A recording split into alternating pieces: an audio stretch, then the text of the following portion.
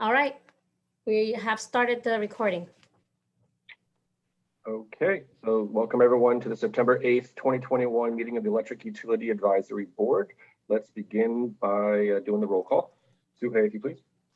Ramsey Stevens, Present. Matt Portilla, Present. Ibrahim Shahu, not in the meeting at the moment. David Sims, Present. Ryan Oblander. Here. Great, thank you. I need to get a copy of the agenda in front of Pledge of my- Allegiance at the moment. We will start with the Pledge of Allegiance, excuse me. Okay, Mr. Portillo, do you mind leading us in the Pledge of Allegiance? Sure, I don't have a flag, but I'll stand. I pledge of allegiance To the flag of the United of the United States of America and to the republic for which it for stands, which it stands, one nation, under God, indivisible, with liberty and justice for all. Justice for all. All right, thank you very much. Okay, so at this point, we can go ahead and someone earlier decided that we should make a motion to amend the agenda to include the appointment of a new chair. Correct. Would someone like to make that motion, or do you want to omit it for this meeting? I will go ahead and make that motion to amend the agenda. Do we have a second? A second. Okay. So Suhey, we'll add that after the general discussion. No, we can go ahead and do the motion now for the election. Okay, all those in favor, say aye. Aye. Aye. Aye. Aye. Okay, unanimous. Okay, I will now make a motion to reappoint our prior chair to be chair again, Mr. Ryan Oblander. Second. Any discussion? No. Okay, call for a vote. All those in favor, say aye. Aye. Aye. Okay. Carries unanimously. Thank you very much. Proud to serve as your host chair, new chair.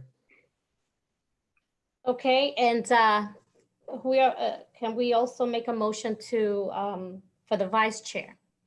I would like to make a motion, nominate Ramsey Stevens as vice chair of the Electric Utility Advisory Board. Is there any seconds? Second. Any discussion? I'm sorry, who said second that? I seconded it. Thank you, David.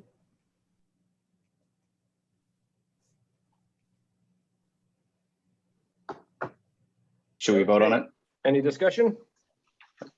Okay, call for a vote. All those in favor, say aye. Aye. Aye. All right. Ramsey Stevens is now the vice chair. Congratulations, Mr. Stevens. I'm honored and humbled. Thank you very much. I do feel bad for Ibrahim though that he was not here. I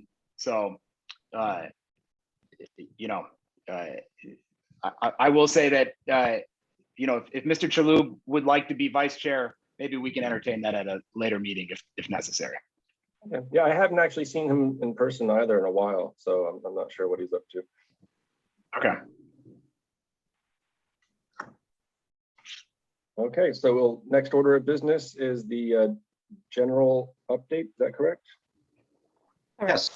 Okay. Since we hadn't met in a while, I wanted to just kick off and just provide a general update. I think it is worthwhile, since we do have a new member, if we could just do a brief round of introductions so that David knows who his fellow members are and Suhey as staff and myself as staff. So I'll just kick it off. David and I have met already, but I'm the electric utility director. I've been here with the city about 4 years now. I've had a few decades of experience now in electric and gas, investor-owned utilities, as well as in the energy consulting business before arriving here. So my background ranges from power generation to transmission, distribution, asset development, project development, asset management, energy conservation, management consulting, not at the residential level, but at the large institution level, and in mergers and acquisitions in the investor-owned community and the private community as well. Due diligence teams, things like that, divestitures, sales at companies, things like that. So that's basically who I am. I just go right around the clock on my screen. I guess, Matt, you would be next. Looking at the Brady Bunch on my screen here. So my name is Matt Portilla. I am currently a safety, my title changed, so distribution systems safety manager for a local investor-owned utility. I've been in the industry for almost 8 years now, so quite a bit. My history goes back about 15 years in safety, underground safety, heavy civil and industrial construction. So not all my time has been in utilities, but the last 8 years of my life has been. Thanks, Matt. Next on the screen from where I'm sitting is Ryan. Hello, my name is Ryan Oblander. I've been on this board since before you, Ed. I just got on board. I was part of the old guard, and I've been here since 2017, serving on the Electric Utility Advisory Board. Programmer by trade, but I represent my neighborhood association, work closely with a group of neighborhoods. You can see my background picture is the NAPC, which is the Neighborhood Association President's Council. So I get a lot of feedback from neighbors and customers directly through our group meetings and whatnot. So I have a good pulse on the community. But yeah, do you have any questions? I think Suhei has the right sunshine law.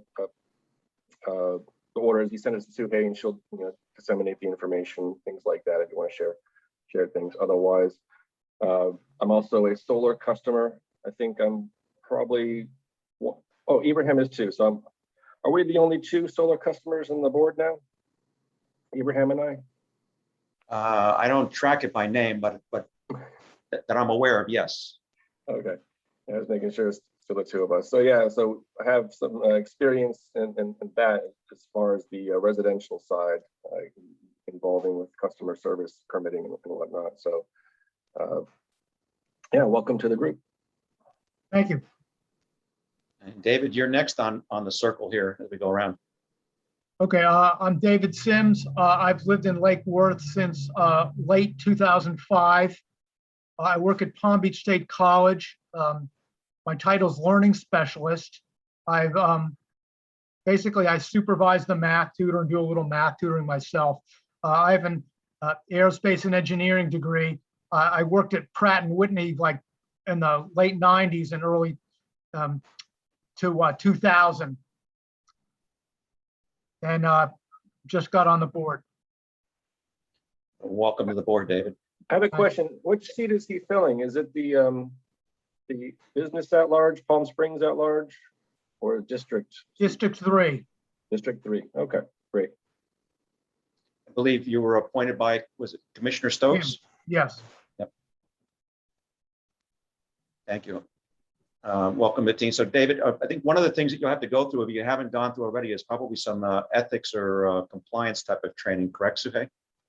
Yes, if you have not done so already, I thought that was something that Sylvina would have sent him information on already. I did the ethics training and I sent I printed out an acknowledgement form and signed it, and I gave it to Sylvina. Perfect. Okay. All good.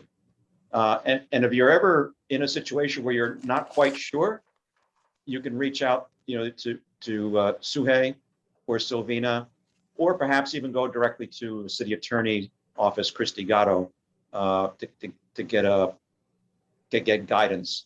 And it's better to ask and be sure. I mean, we're not on a draconian group looking for. I don't know. Somebody might be looking in the background, but we're certainly not looking in that regard. But if you have any question, you can just reach out to those resources, and we'll get you in touch with the right person to ask your question. Okay, and what's the city attorney's name again? Christy Gatto, G-O-D-D-E-A-U.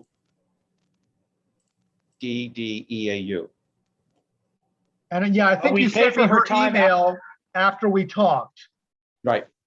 Okay, But David, Yep. we pay for her time out. We pay for her time hourly, so be sensitive to it. okay. Yeah. But if it helps you avoid a potential conflict situation, don't worry about spending the money. Just Well, but ask- Director, there's actually a more efficient way to handle that for the people of Lake Worth, and it's actually the correct way, which is you can go straight to the Palm Beach County Ethics Commission. Oh, yeah, We perfect. don't pay for that, and they will give you a formal opinion on anything. All right, perfect. Okay. Even better. Basically, anything that we discuss at these meetings is in the sunshine, is open to any member of the public or anywhere in the country to request a copy of. And not that you can't talk to each other, but you should avoid talking to each other about business that's going to come before the advisory committee. You can certainly be friends, you could be social, say hello and go to dinner and go to lunch or that type of stuff. But what you don't want to do is discuss business that might come or is currently before the advisory committee with each other. Yeah, I wouldn't discuss business. But now, what if I'm going over something like, I'm reviewing the binder you sent me, I'm reviewing something about the power system, or I'm reviewing the bond issue, and I have a question on something, and I want to call Ramsey and say, hey, Ramsey, what's the deal with this? Is that inappropriate? Totally inappropriate. Yeah. Yeah. You have to email Sue. You can email Suhei, and she can forward your questions to me. Okay. And I mean, David, it's probably a good time for me to, introduce myself to you, but you and I know each other pretty well. Yeah. Unfortunately, our friendship is going to have to be limited to everything Lake Worth besides the utility at this point, unless it's an email through Suhei or in one of these meetings. Okay. But certainly you can also call me at any time, because I'm not, discussions one-on-one with me are not subject to the sunshine laws or one-on-one with any member of the city staff. Or commission. Or commission. Okay, so that's okay if I talk to the city staff or you or someone? Absolutely. Or a good point, any commissioner, you can chat with any commissioner. As a matter of fact, especially since you're appointed by the commissioners, I think it's probably a good idea for you to chat with the commissioners and keep them informed if you so choose, or have dialogue with them, because you're operating in an advisory position to the director of the utility and to the commissioners. So any thoughts you have, you certainly, on a one-on-one basis, you can certainly do that. All right. Okay. Keep going. If we keep going around, and Ramsey, you're next, right? Yeah, David and I know each other, but it's great to be on a formal board with you, David. By way of quick background, I work for the organized electrical industry, or the electrical construction industry of California, which is important to note.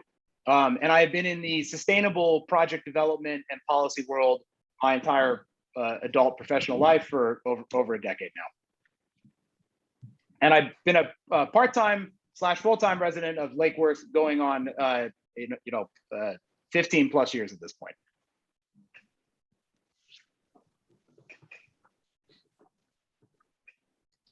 All right, so we've done the introductions. I had the thought that I would, kick off with a general discussion of what's been going on in the electric utility, some of which, or most of which, is probably duplicative of what we've already discussed over the past many months directly with the city commission.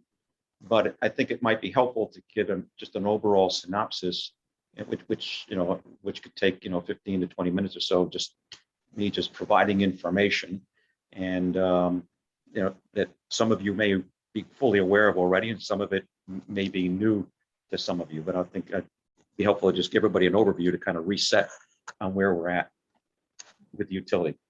So all in all, the utility is operating well.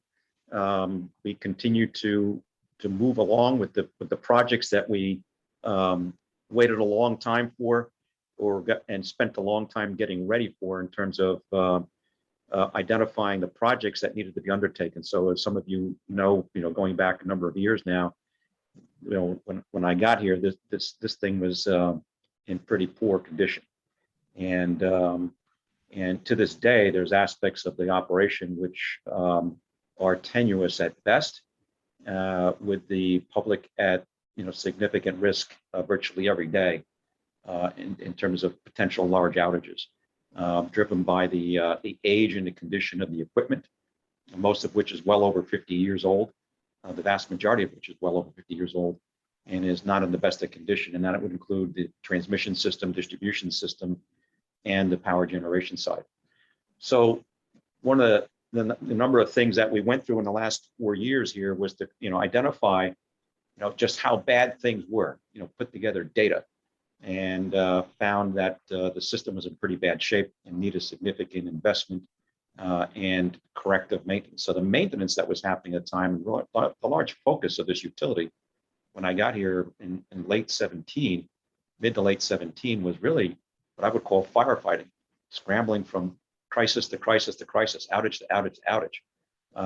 Very little was being done in terms of long-term sustainable benefits and improvements to the utility in terms of fixing things, for the long term.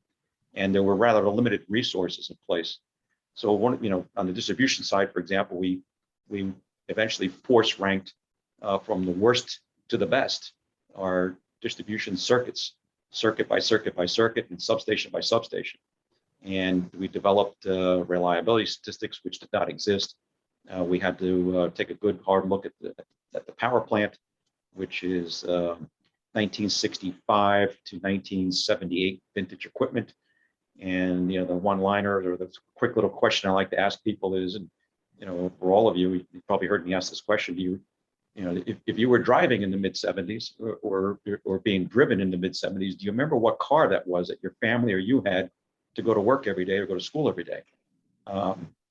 Some people will remember, many won't. And the next question is, well, if you do remember, is that car still the one you rely on to go to work every day today? And invariably the answer is no. Well, here in Lake Worth, we do. And we rely on it every day to provide safe, reliable service to our customers. So obviously you'd say, well, how do you do that? Well, you want me to connect the dots? It's very hard to do it, right? So the plant is well beyond end of life, but we are keeping it operational as long as we can, although the maintenance cost is beginning to eat us up. So that's an issue. And its primary purpose is to back up our single tie line from FPL. And if you look at the loads, that's one of the things that I pointed out, I think within a year of arriving here, if I did the math correctly, I said, gee, the power plant's not big enough to carry the load. And that's if we can get it started. And it was like, oh, yeah, it's too small. So for years and years and years before I even got here, the power plant, which was in theory the backup to the tie line, in case the tie line went down, was in fact not capable of backing it up without having rolling blackouts in the city and trying to decide who was going to get service or not. So fortunately, that's rarely ever happened. It has happened a couple of times, 2 or 3 times, but it's pretty rare. So we had a lot of issues to address. We had to stabilize the management team, meaning get some to stay, fill in the blanks where people had thrown in the towel and were moving on for any number of reasons, and rebuild a team here with some stability. We had to build a cadre of consultants to help us because we are way too small to have a deep bench in any one discipline to do all of the things that we want to do. So you have to rely on consulting entities. And generally speaking, a lot of people are not big fans of consultants, but there are consultants, and we've chosen them, that do very, very good work, and you can turn them on and turn them off.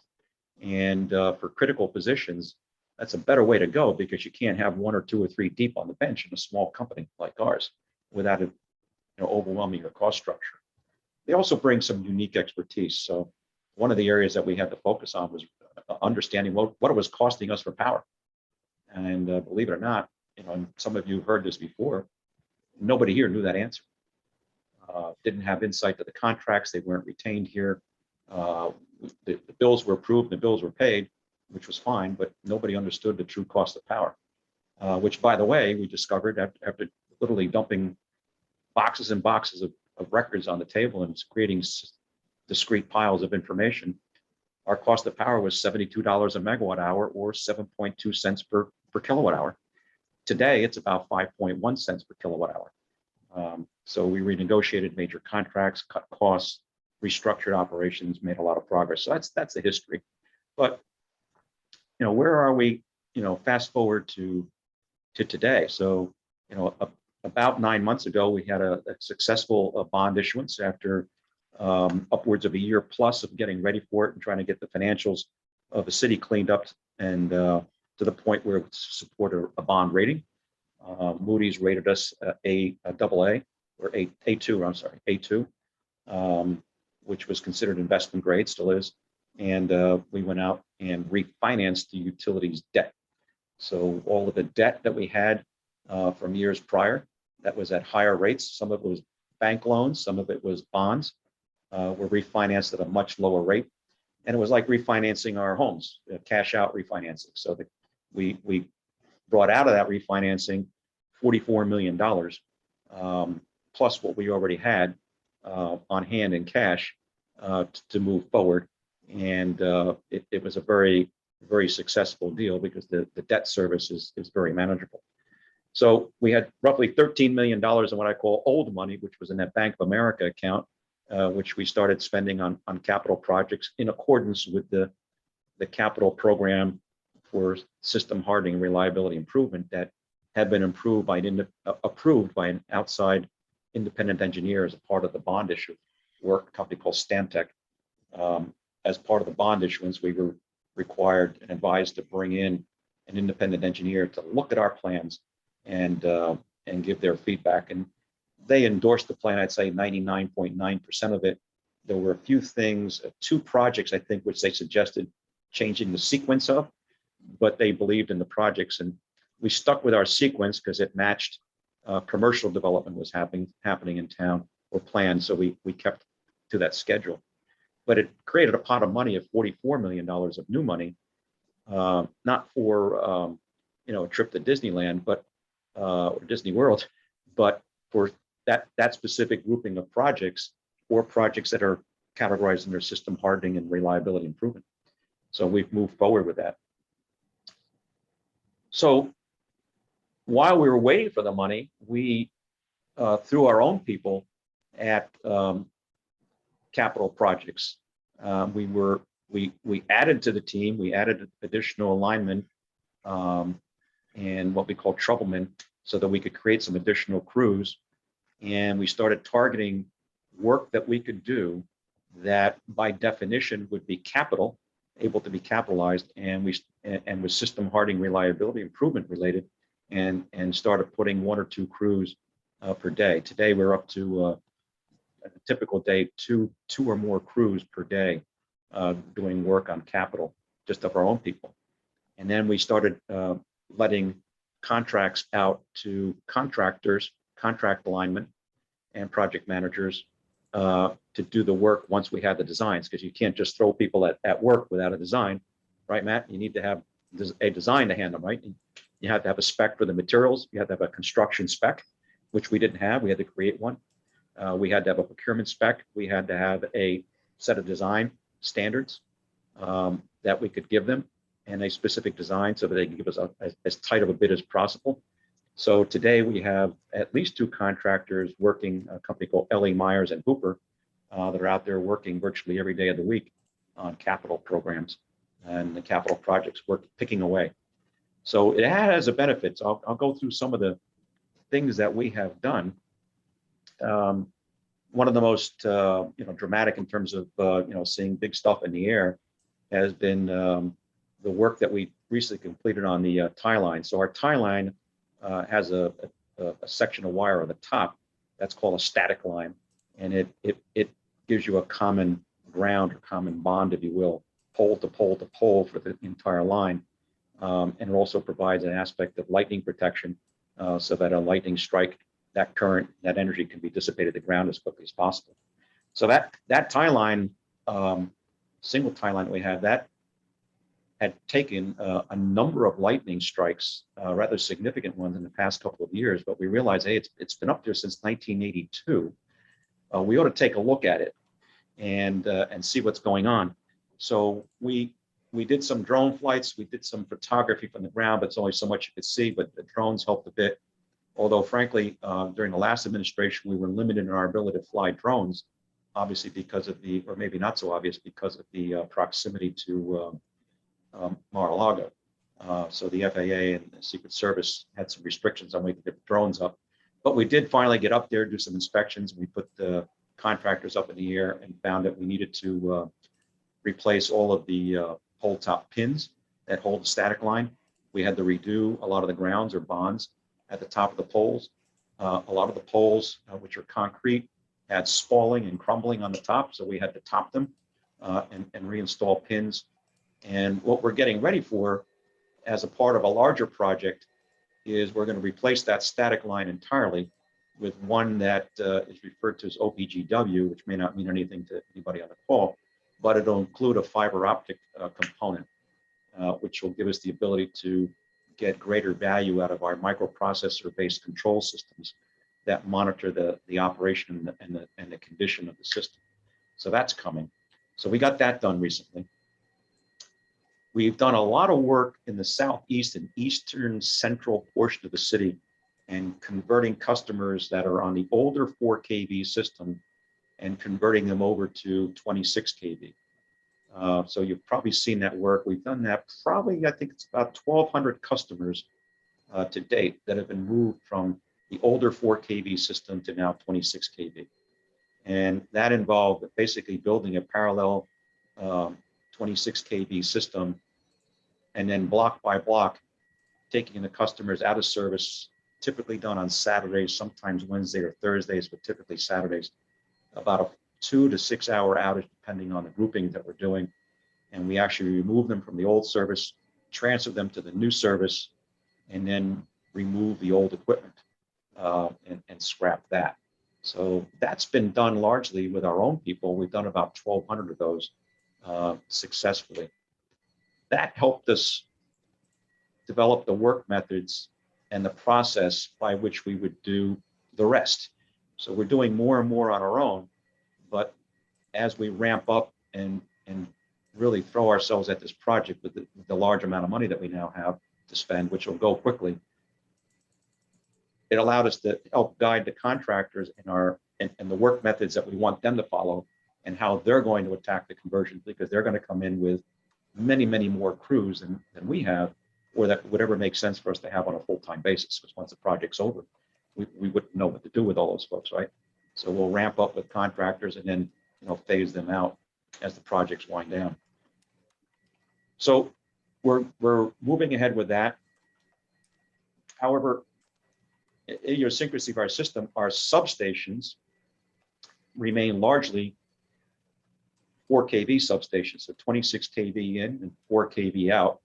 But we took a bunch of the customers and moved them off of 4 kV and doubled them up or ganged them up on other 26 kV sources that we had. So we created some other 26 kV sources and then moved them off of those 4 kV circuits. Eventually, we're going to rebuild the substations to be 26 kV in and 26 kV out with voltage regulators and a device called a reactor, which will allow us to control what we call fault currents, which is a whole electrical phenomena, which we won't go into depth in tonight, but it's modernizing all that infrastructure. And by the way, as we do all of this stuff, our design standard is category 5. So why category 5? Because we don't know that there's a category 6 yet, but there probably will be one day, but we picked the highest we could. My theory being, if we're going to touch it, let's only touch it once. And let's not design something for category 2 and then have a category 4 store, right? So we'll go to category 5. That means that all segments or spans or groupings will be designed to that standard and then remove the old. But the other thing that we've done, this gets into nuance, what we call the secondaries on the outlet of the pole top transformers. A lot of those were bare copper or what we call open wire, which are highly susceptible to vegetation and animal contacts, which then lead to outages. We removed the open secondary and we put it in what we call insulated triplex, which is an insulated wire. And we also strive to do is to take the transformers that may be mid-alley on a pole, or if it's a backyard pole, meaning non-accessible, we're striving to change the design to move those transformers to the end of the blocks or the ends of the alleys where they're readily accessible by a bucket truck. and design the system such that if we have a transformer failure at one end, we can close in and feed the whole block or the whole alley from the other transformer at the other end, or a bank of transformers. Gives us a little bit more flexibility. Out in the western part of the city, we mounted really an assault out there. We started with our own crews demonstrating and helping us work through how this would be done. But a lot of the sections west of 95, not all of them, but a lot of them happen to be on 26 kV already. And they've been that way since the 1970s. However, the infrastructure is literally crumbling. So what we started doing was replacing block by block by block with our own people, the old infrastructure, keeping it at 26 kV, but setting new poles, new cross arms, higher rated insulators, meaning they're not short and stubby, they're taller, using fiberglass cross arms, getting rid of all the metal brackets, getting rid of the open wire secondary, a lot of vegetation work. We've significantly increased our vegetation trimming work, been rather aggressive about that in the past 2 or 3 years. That will continue. So that's what's happening out west. At the same time, we've been doing all of the engineering and design and making improvements around Boutwell Road, the industrial park, to move a lot of stuff underground as a part of the new roadway construction out there. But at the same time, preparing for the rebuild of the 7th Avenue North substation, which is by far in the worst condition. So we had to go through the process of qualifying bidders, finishing or creating a construction standard and design specification for us.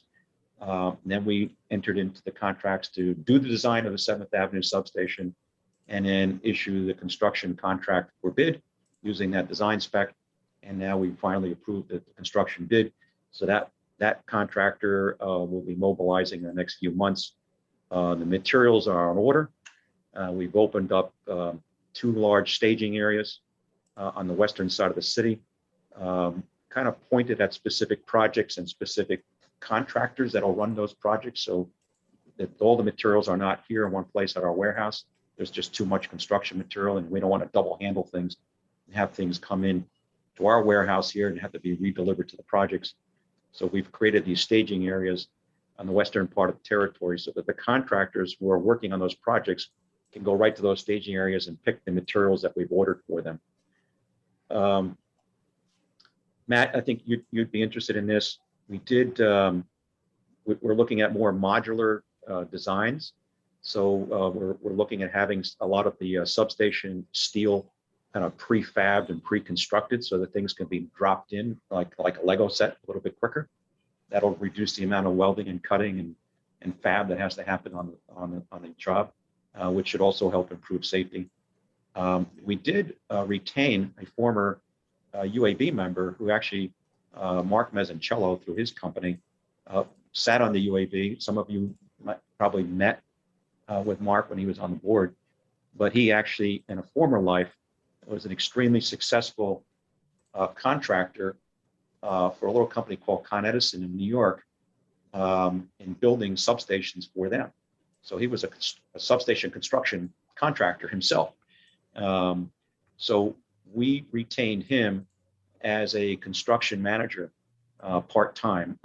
He's not a full-time employee, he's actually a contractor for us, and works a few hours per week. So he's been involved with our design specs, our construction specs, contract structures, evaluation of bid preparation of the bid documents, and evaluation of the bids when they come in. He's obviously not bidding on the work. He's no longer in that business, but he's brought a lot of good experience to the table, not only in helping us reduce the cost and have a better product, a tighter bid spec, but also in the standpoint of safety and the safety requirements that we'll have on our contractors. And he'll be, showing up on those job sites, looking to confirm that they're working to their safety spec, much as you would have to do, Matt, when you evaluate contractors as well, right? So he'll be doing some of that for us. So that's a good development. Looking through my list of things we've done, we've been out there adding other devices, technology to the field to help us execute on the outage reduction concept. So the outage reduction mission is to reduce the number of outages that we have.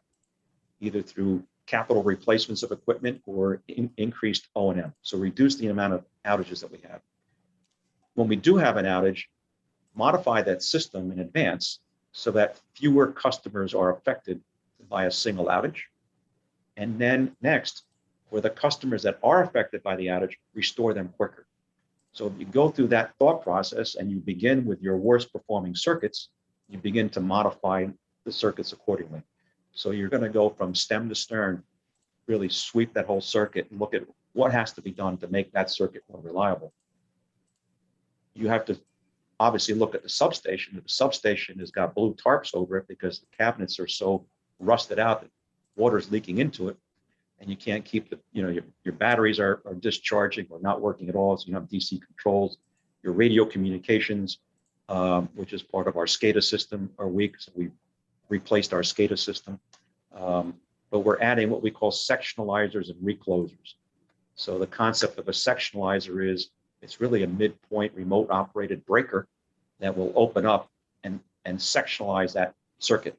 So instead of losing maybe 1,400 or 1,600 customers, maybe we only lose 800, right?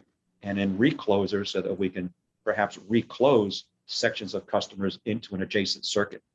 Or in the case of when we're doing this conversion work, we're hanging a recloser to tie the customers that were on 4 kV and got converted to 26, to tie them over flop them over to the 26 kV circuit that's adjacent to them.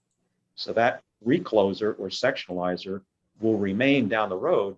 When we convert them all the way back to their substation, we can feed from the substation a specific breaker or back feed from the adjoining circuits.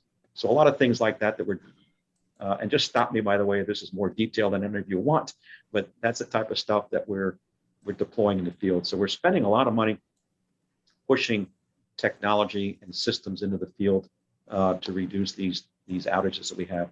And it is paying off. We're having fewer and fewer outages on the circuits, but we still have a lot of weak spots out there that we have to address.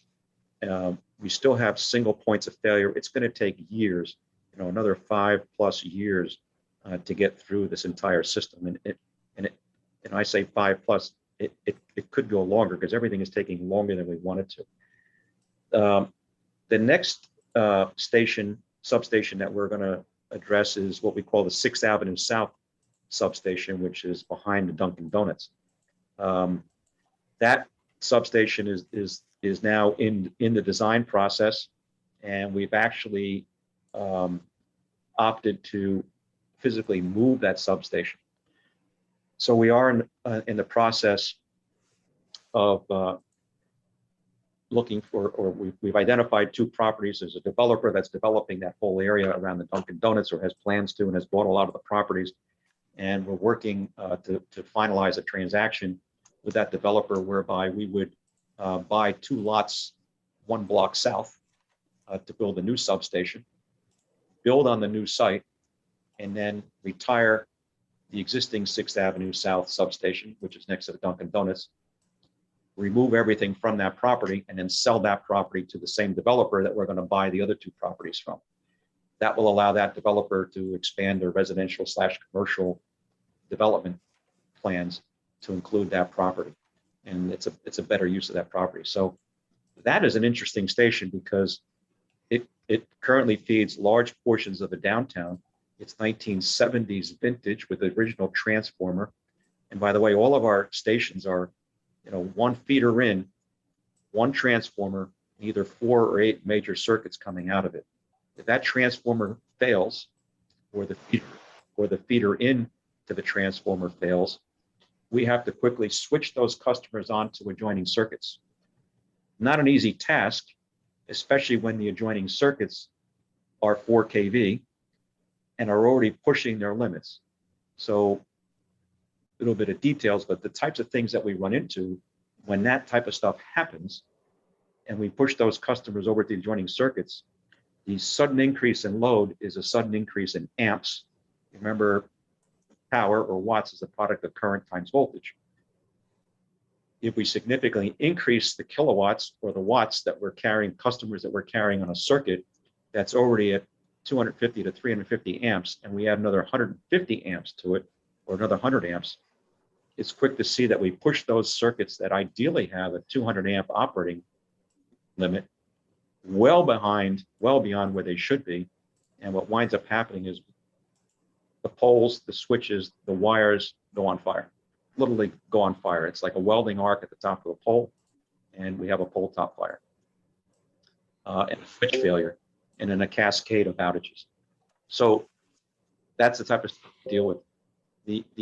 The other story, the other part of the story for the 6th Avenue South Station is that there are another 4 circuits, so it carries 4 circuits, but the new station is going to pick up 4 more circuits that are back at the power plant site, which are what we refer to as the 4 kV house, which is a concrete block house with switchgear inside it. And Matt, this is a safety nightmare. This is 1950s vintage metal-clad switchgear, carrying thousands of customers, and not a fun place to go into to do switching on a day when the humidity is high and the metal is cold, perhaps. So part of what we have to do with that the 6th Avenue South substation, the new substation, it's going to pick up all of the load that's back in that 4 kV house, and it's going to move it over to the new substation.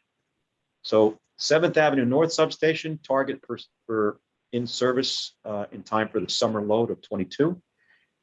Target for the new 6th Avenue South substation in service for the summer of 23.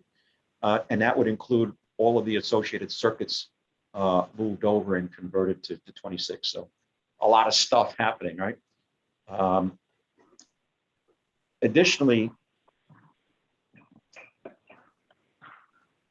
we are underway with a new or second tie line.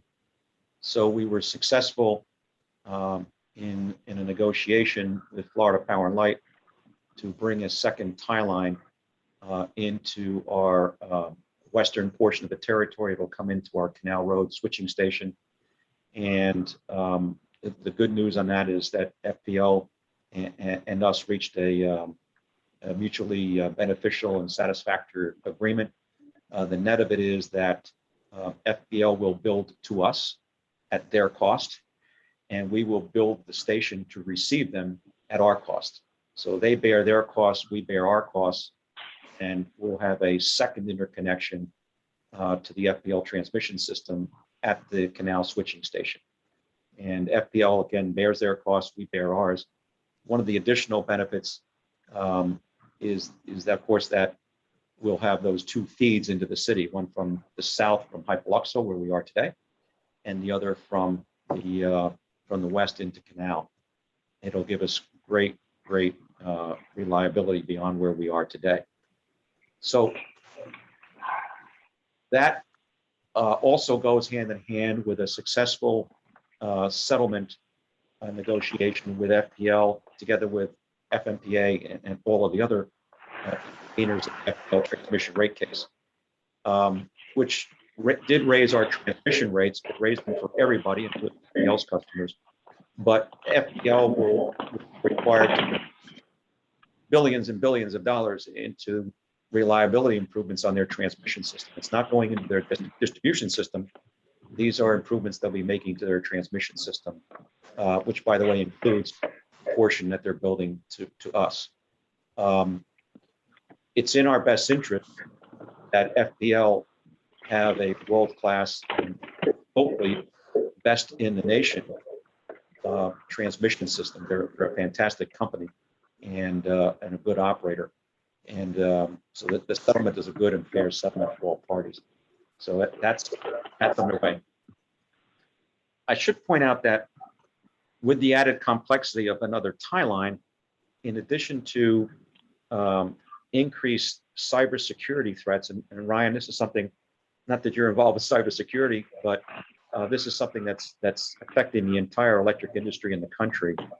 NERC, which is the North American Electric Reliability Corporation, which is chartered effectively by the federal government under the Federal Energy Regulatory Commission, sets forth reliability standards.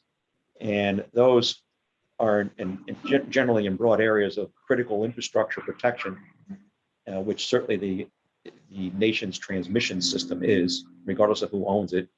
It's a national asset and important to the defense of the country and the commerce and industry and the well-being of the population, right? So they have increasingly over the years had higher and higher and higher standards and requirements on owners and operators of transmission systems, as well as what we call balancing agents or balancing authorities, system planners, transmission planners, all of which affect us. So whether or not we did a second tie line, our cost to comply with federal regulations, and I'm sure the same thing on the gas pipeline side, right, Matt? You're seeing that. Oh, Suhei, I see a number of people that are muted. They may not want to be muted right now, so I don't know if you need to unmute them, but I'm guessing they'll raise their hand if they want to speak. But we have significantly increasing compliance costs, which are catching us in this next round of budgets that we're working on. So we have additional compliance costs associated with cybersecurity. And I'll give you an idea of what types of things those are. That's not confidential. But access controls are important both on a physical and a cyber side. So on the physical side, badge gate access to specific properties, logbooks, security cameras, explanations of unauthorized attempts to access, background checks on anybody who is allowed to access, detailed records of who in fact has access, periodic audits to make sure that, for example, only employees who need to be in those areas in fact have access.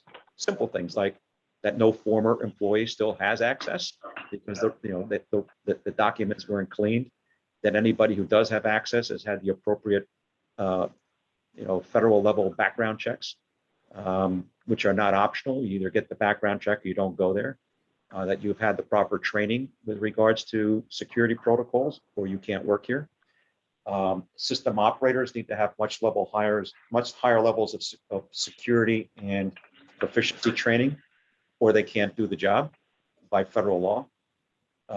That will translate right down to line workers who go into switch yards to perform switching. If they don't have the proper background clearance and training and awareness, would not be allowed to perform that job. And then on the cyber side, it goes so far as to having backup control rooms that can be activated and go live within X amount of minutes and within a certain distance of the existing control room, that there be no outside sources. For example, that you couldn't log into the SCADA system remotely, that you'd not be allowed to plug a jump drive in, that the server cabinets are in segregated, locked, isolated spaces, air-gapped, nothing in common with any other operating system in the city. Cages around servers if they happen to be in a common server room, all kinds of stuff. It goes on and on and on and on. And you have to have extensive record keeping and data management, and you have to be audited on it by the Florida Reliability Coordinating Council and the Southeast Reliability Council, and all ultimately rolls up to NERC. So very serious stuff. I've thrown a lot of information at you. Suffice it to say, and I know Matt, I'm sure you're seeing it on the gas side, that these costs are significant. Cost of power, I'll touch on that. The cost of power, as all of you know, we get roughly 48+% of our power under our FMPA entitlements, projects that we've been involved with since the 1980s. The balance of the power comes from a very small, about 0.75% from our own solar plant. Probably today less than 1% from our existing power plant, which is only dispatched when it's dispatched for reliability purposes by the system operator, or economy person by the system operator. And if we have some kind of a contingency in the city where we need to get power onto a specific, what we call a bus, the 26 kV or 138 kV bus, because we're doing some kind of maintenance, which puts us in a contingency where our N-1 reliability might be affected. We may dispatch it. But that's roughly, call it almost 50% of our power. The other 50% of our power comes under the supplemental contract from OUC under set formulas and then using market indices such as natural gas prices to price that power on an hourly basis. Within the component that we get from FMPA, a big chunk of it, 38+% for us, is the St. Lucie project, which is a nuclear project, which gives us a really, really good low carbon footprint. That project is being refinanced by FMPA. So they're in the process of getting ready for a bond sale. They just had the bonds rated. And they'll be doing a bond sale. I say they, it's really we, because we are a participant in that project. We are the single largest participant in the FMPA St. Lucie project. So our debt rating, our bond rating is a significant driver. And the rating agencies have said publicly that the rating on that project's bonds can be no better than that of Lake Worth Beach. So it is going to be driven largely by Lake Worth Beach. So rating agencies other than the rating agency that we engage to rate our bonds are in fact looking at our bonds and has a significant outcome on our operation and our cost of service. However, notwithstanding that, the debt service on the St. Lucie project is going to be refinanced, and that's going to bring us significant reductions in operating costs beginning in fiscal 23, which will help offset other increases that we have in operating costs. So some will go down and some are going up, right? So as we borrowed more money to put into capital, not into operating costs, but into capital, and we're deploying it, and the next 1 or 2 rounds of borrowings, they'll come with additional debt service. It'll all fit under that cost structure that we have in mind. Our cost of power, proud to say, as I mentioned earlier, went from $72 a megawatt hour in 2017. It's now down into the 50, 51, 52-ish range, certainly 50 to 52 in that bracket. And we're contemplating, anticipating on our forecast that that's going to stay, in the low 50s for a number of years to come, based on the decisions that we've made, the investments that we've made, and the new projects that we have coming online. So that's certainly going to help. However, the rating agencies are watching us closely and have in fact raised a flag with respect to Lake Worth Beach and our financials. So as we look ahead, and this is where the tough conversation happens, right? The kitchen table conversation, as many have used that expression at the City Commission. I've used it as well. I borrowed it from others. I did not invent it, obviously. But we are looking at rate increases that we've deferred for year after year. So we haven't had a rate increase in Lake Worth Beach that I'm aware of since probably 2014 or maybe before that. We did have 3 rounds of rate decreases, 1 in 17, and I believe one or two in 2017, and another one in early 18, rate decreases. And we've been holding the line as we cut expenses. But as we look ahead now, we had, and the Stantec models have said this every year, by the way, that I've been here, you need to raise rates, And I've said this, some of you have heard me say this to the commission, that before I ask you for a rate increase, I want you to know that I've cut all of the costs that I can, right? So we were really at that point. We had hoped to defer a rate increase until October of 22. But because of increasing costs, such as compliance costs, significant increases in transfers to the general fund, which are going to happen, and there's nothing we can do to stop that. Additional allocations to the electric utility of shared services, which are shared services, and they're going up significantly for us. And the need to make sure that we have a good, healthy bond rating, we're going to have to advance that rate increase to January. So the commissioners are aware of that. We've talked about it in workshops and commission meetings, and we're in fact preparing for that. So Stantec has given the commission an indication of various alternatives in terms of revenue requirements that'll be upon us to cover the expenses. And then our rate making consultants are working through, crunching to determine where to apply those rate increases. And in some cases, it'll be increases in charges, but also some increases in rates.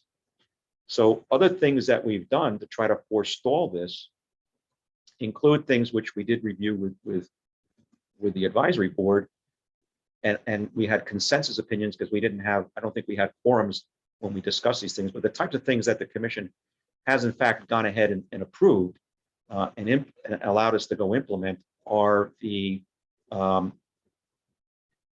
cessation of the city assuming or absorbing credit card fees on behalf of the customers who were paying their bills with credit cards. So those numbers were in the high $300,000 to $400,000 per year. They were being charged directly to the electric utility for many, many, many years. In the last year, they were finally split between the benefiting departments, and now the city commission has agreed that customers who pay their bill with a credit card will pay the credit card fee themselves, which is quite typical in the utility industry, especially in Florida.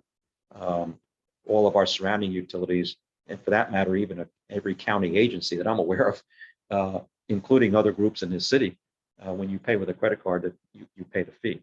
So that was put into place. That has helped, reduce the need to raise rates or the impact of the rate increase.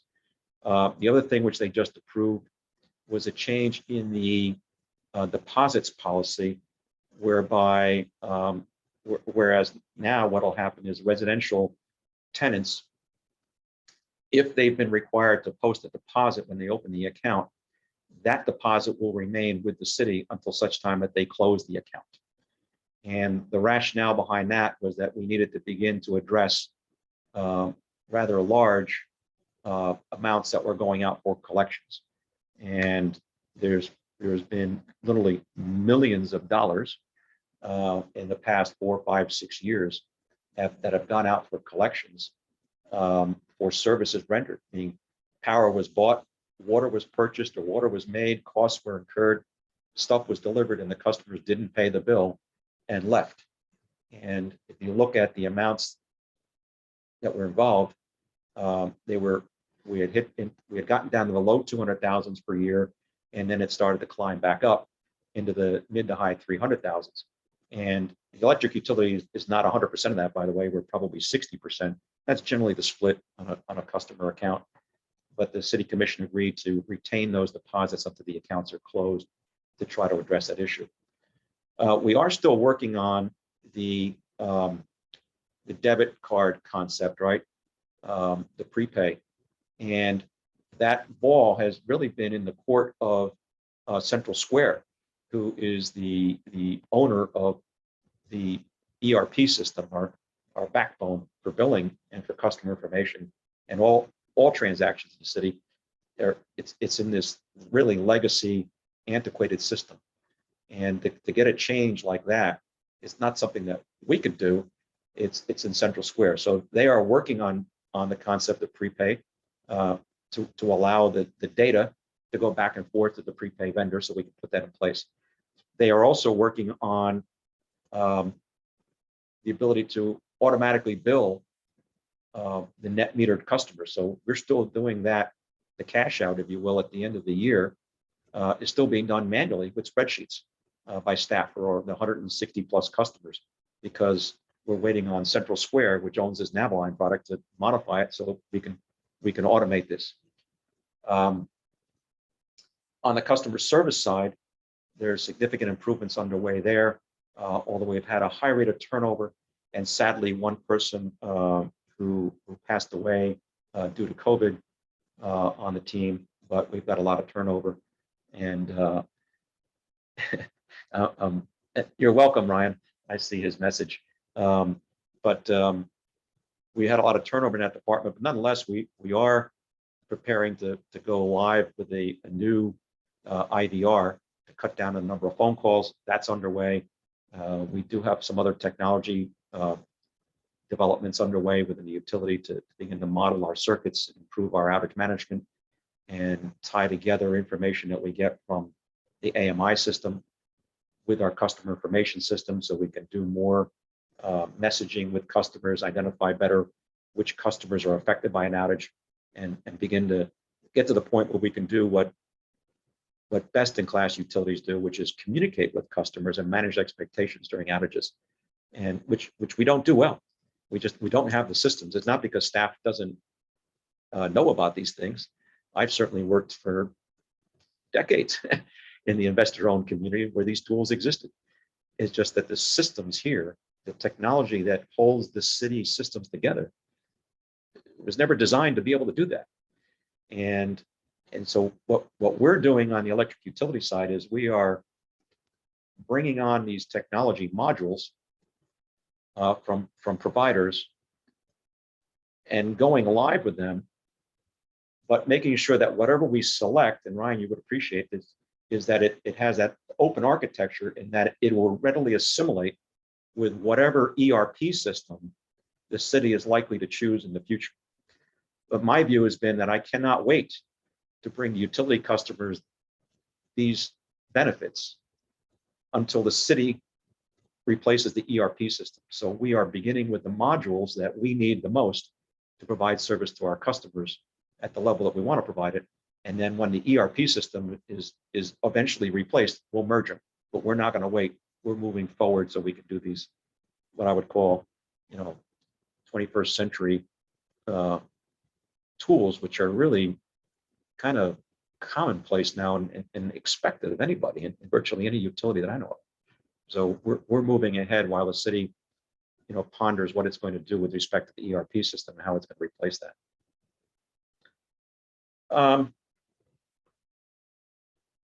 Let's see what else I have on my list here.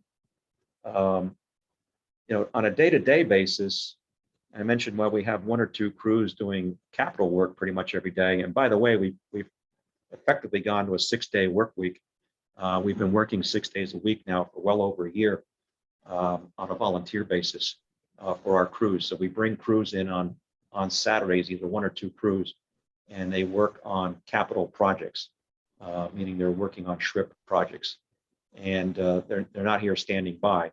But while they're working on those projects, if we have an outage in town that requires a crew to respond to it, something that the troubleman, and by the way, most of you may or may not be aware of this, but we always have a troubleman on duty. In many shifts, we have two troublemen roving the system, responding to any kind of an electrical issue. They're dispatched directly by the control room. But so we have an outage on a Saturday. We already have one or two crews on the property, so it allows us to get to that work quicker, because the capital work, they can literally just come down out of the air, pack up the truck and go to the outage. It saves us the time of them, having to call them out, find people, have them travel here from their home, disrupt their Saturdays from their family life. And by having a known schedule of work that we're going to be doing every Saturday, it's been beneficial for them because they can plan their lives, which days which Saturday they want to work. If they want to work 6 days a week on a regular basis, that's up to them. They have an overtime distribution list, but it's added a great benefit there. But we continue to have these troublesome outages where animals and vegetation contacts are the biggest ones. You may or may not be feeling them as individual customers. You probably feel them when we lose a substation because an iguana got up onto a transformer and made contact. And of course, that's instantaneous, and the iguana's no longer willing to answer any questions as to how it got up there. But we're designing the new system. And by the way, parrots are the same problem. We have a huge issue with parrots west of 95 at a place we call Structure 1, but also at Canal. The Canal station is really overrun with parrots and iguanas. It's like a nature preserve out there.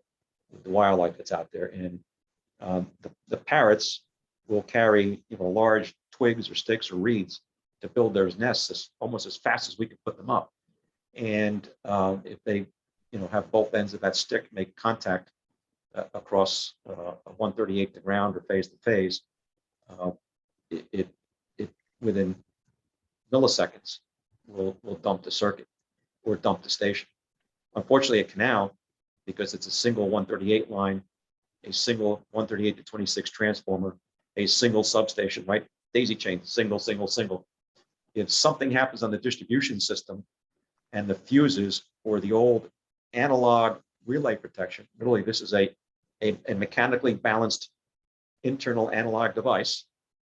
If it senses an outage, it may overreact or not catch it in time. The outage gets past it and is caught further up the chain and may take the whole station down, and we lose 10,000 customers.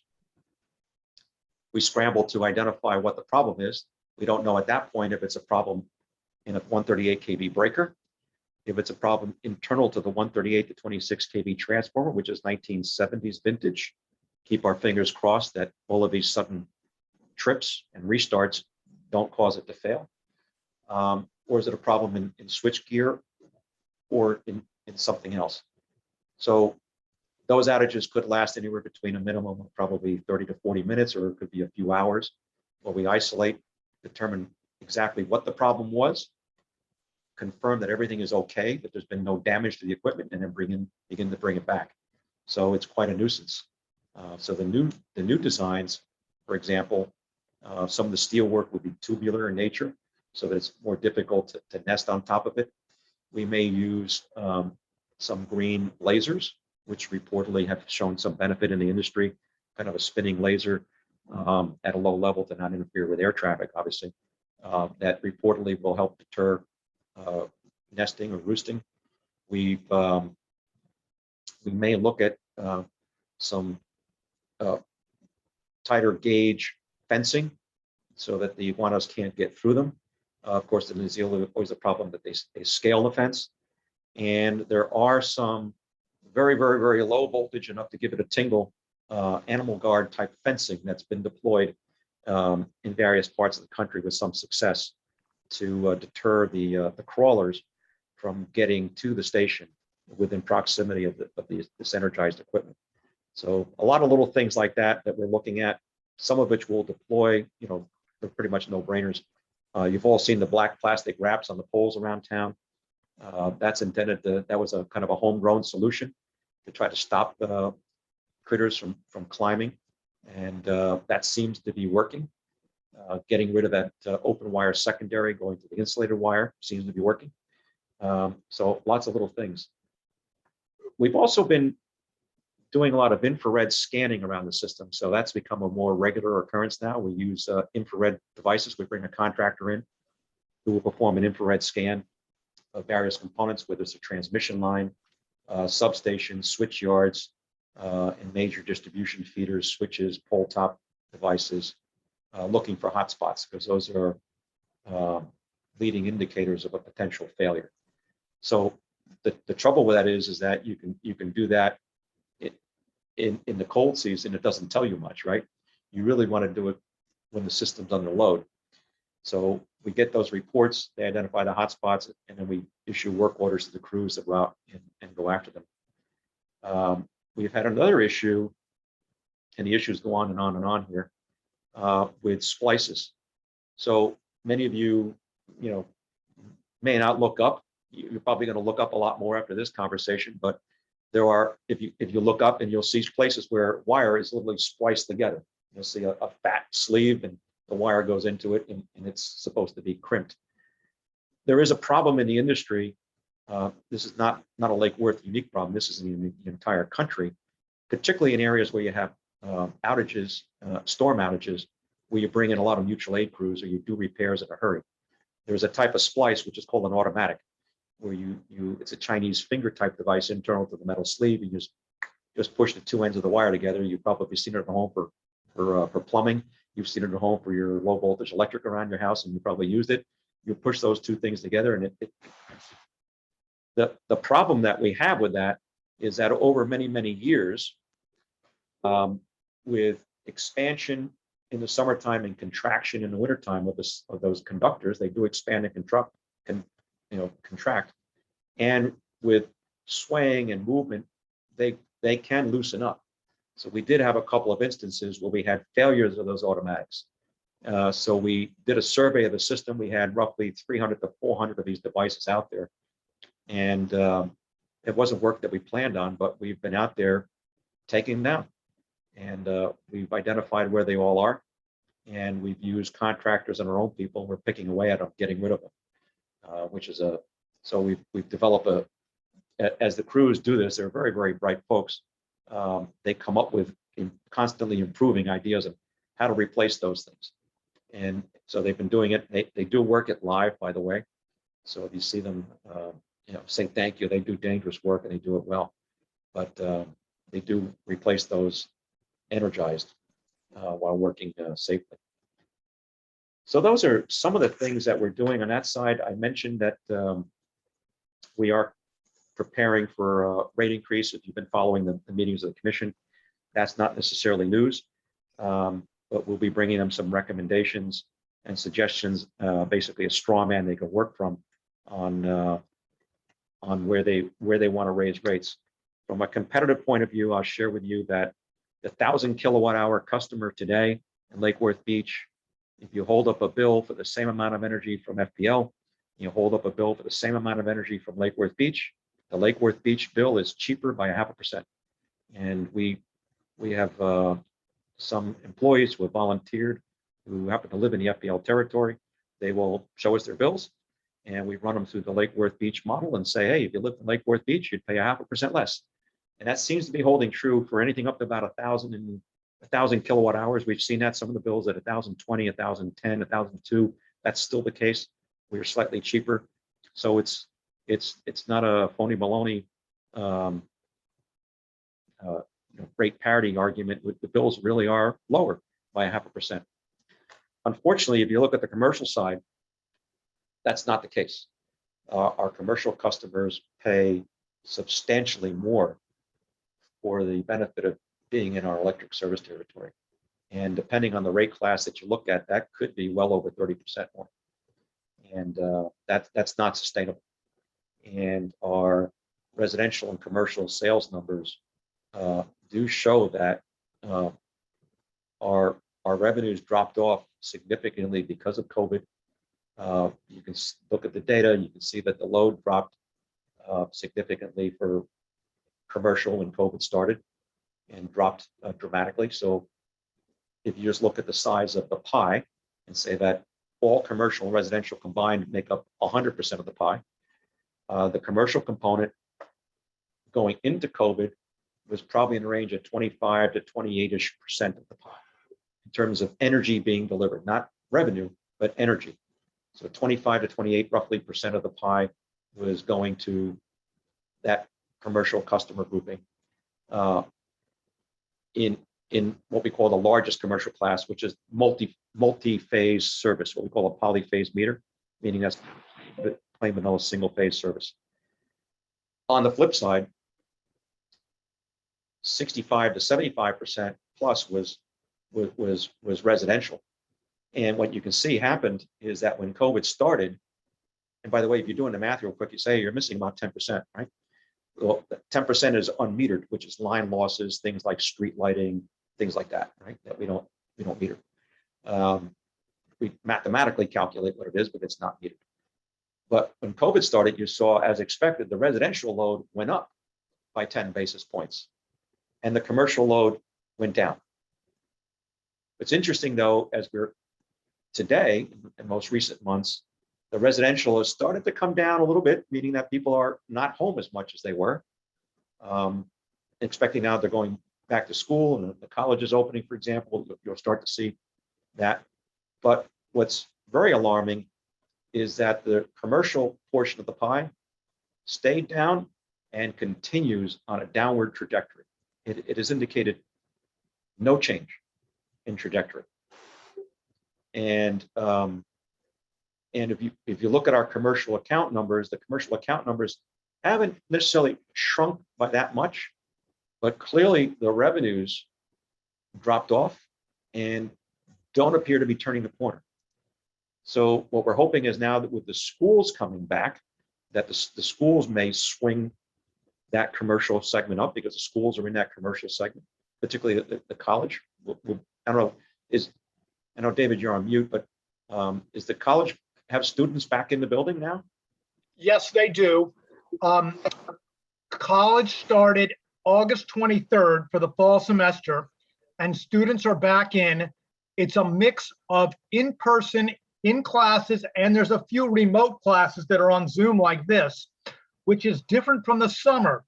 In the summer, none of the students were on class, and they weren't coming into the tutoring labs where I work. Actually, for the summer, we came back to work on campus for the summer, right? The supervisors, but the staff didn't really come back in the summer. Everybody was gone in the spring.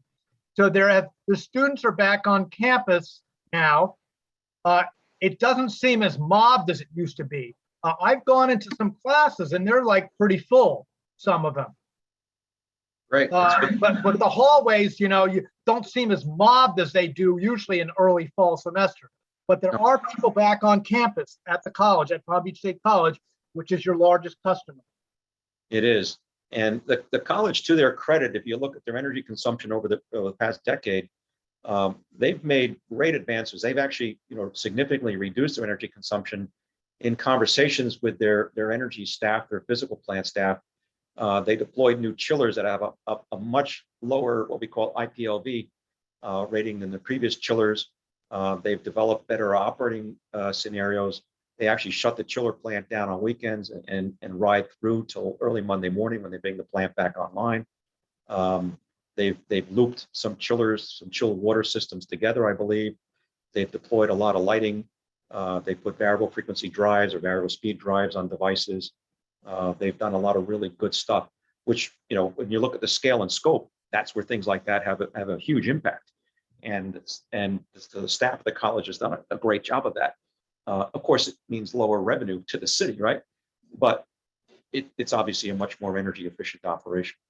And but getting them back to full, production, if you will, in terms of students on campus, and really have that chilled water plant chugging along would be great.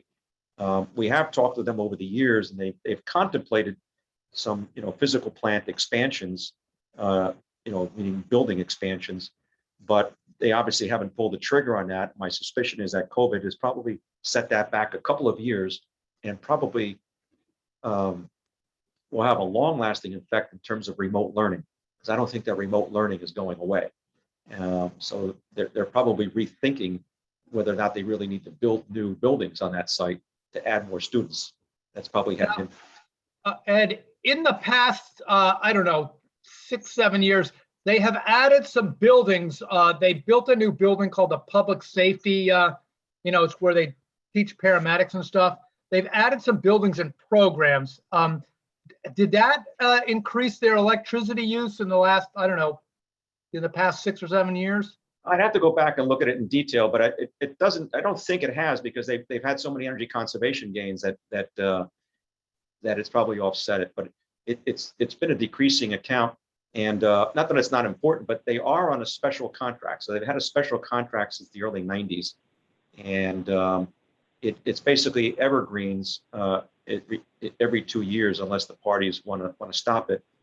We are going to do a detailed study. It is pegged, if you will, to the FPL rates. So they basically get a discount to our rate of a certain percentage, depending on where the FPL rate is. And it's got a quirk to it. I think it says that the FPL rate has to be in effect for a year before we can tie our rate to it. So it's got a lagging function to it.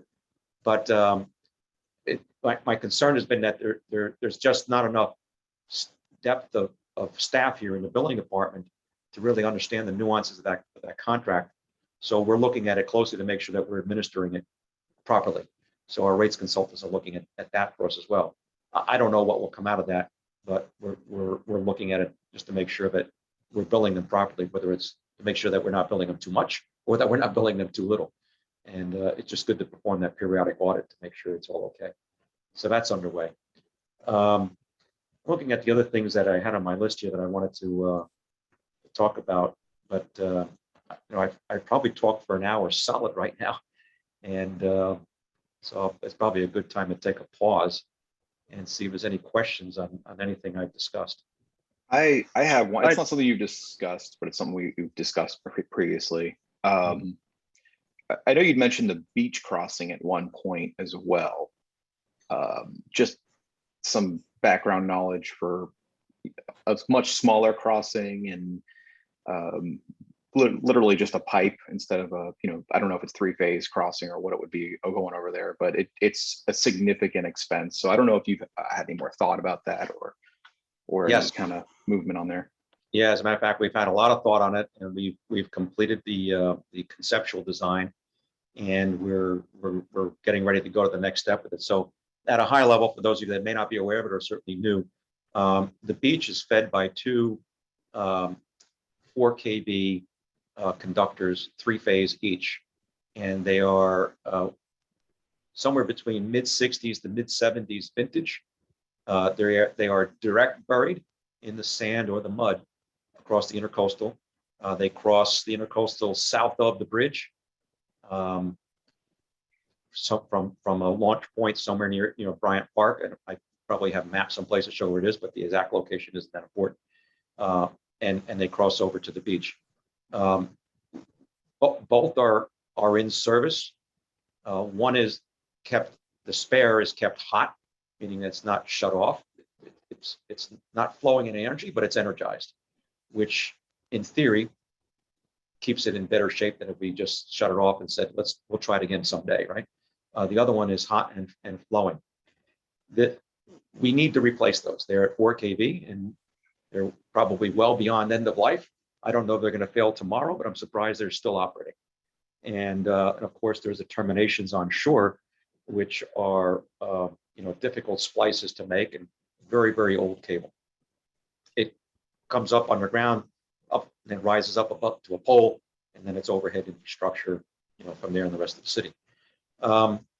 We need to replace it. So the conceptual study looked at a number of different options that involve potentially pulling as much as 2 different 26 kV circuits out there. So we'd have 2 individual 26 lines going out, a transfer switch at the end, so that we could flop over, supply with one or the other, or we could use that as a loop to effectively loop onshore circuits, basically creating a workaround. So give us more functionality, right? And we looked at also adding an additional conduit for communications to pull fiber optic through.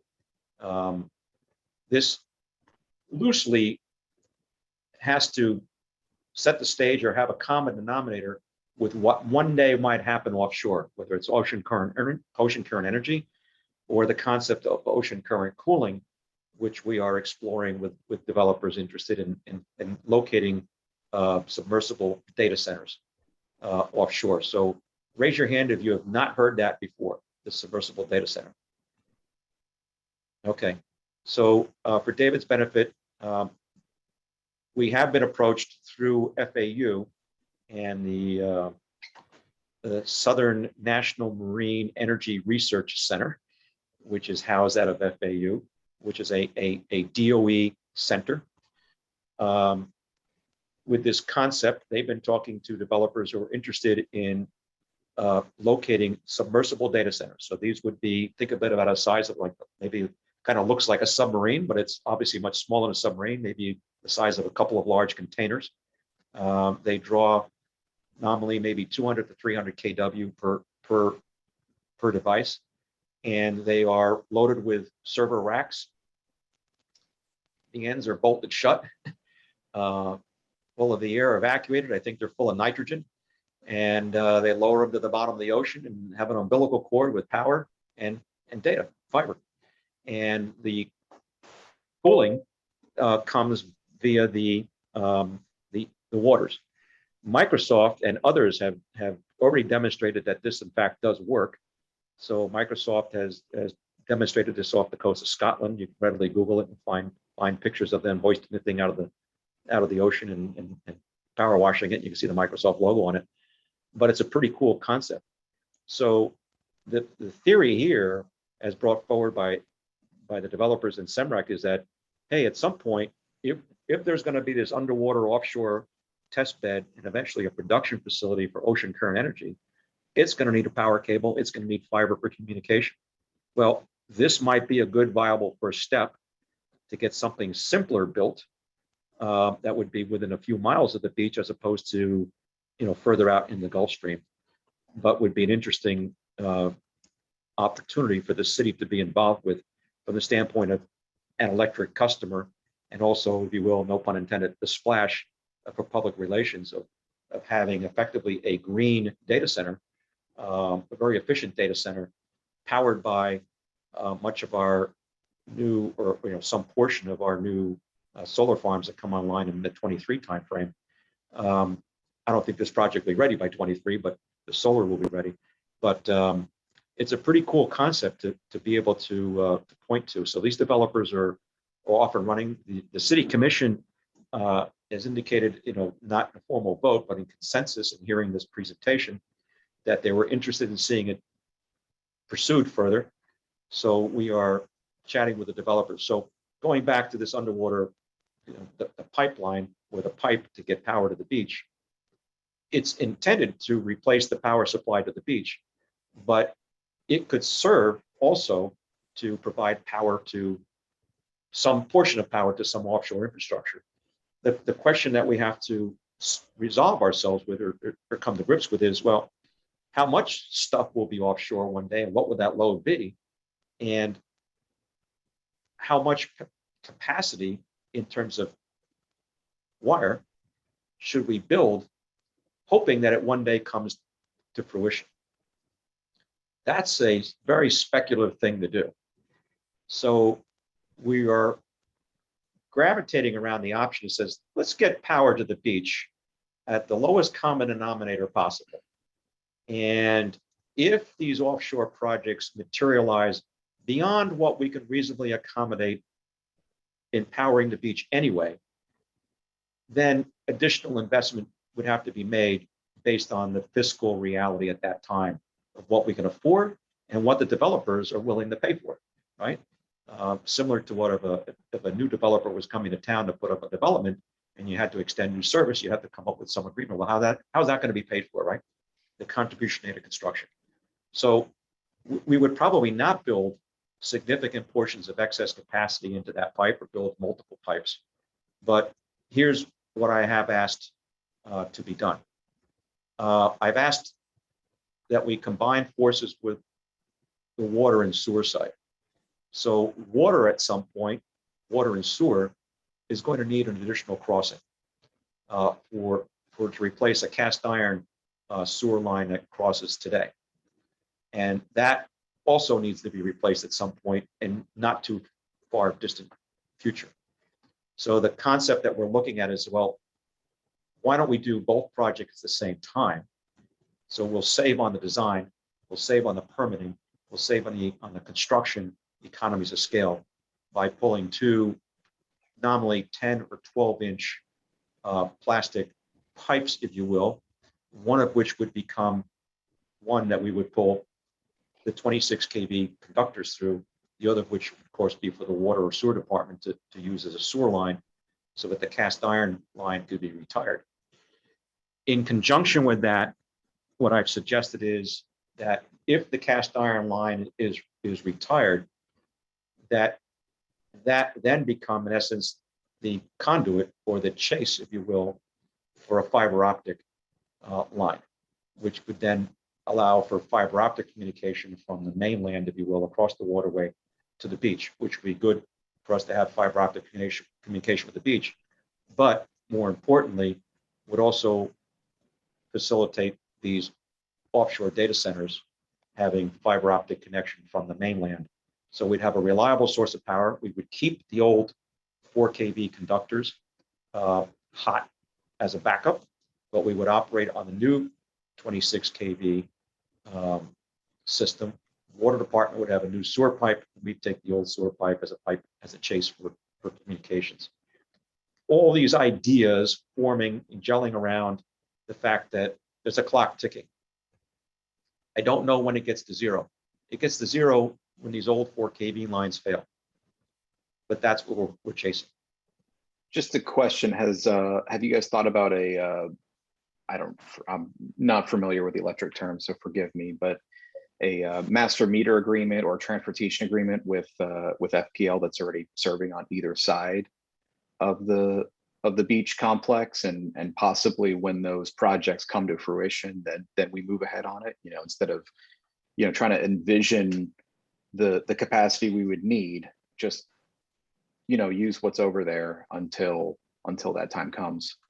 Yeah, we have, and I've been in personal discussions with FPL senior executives on this, and they have declined. Okay.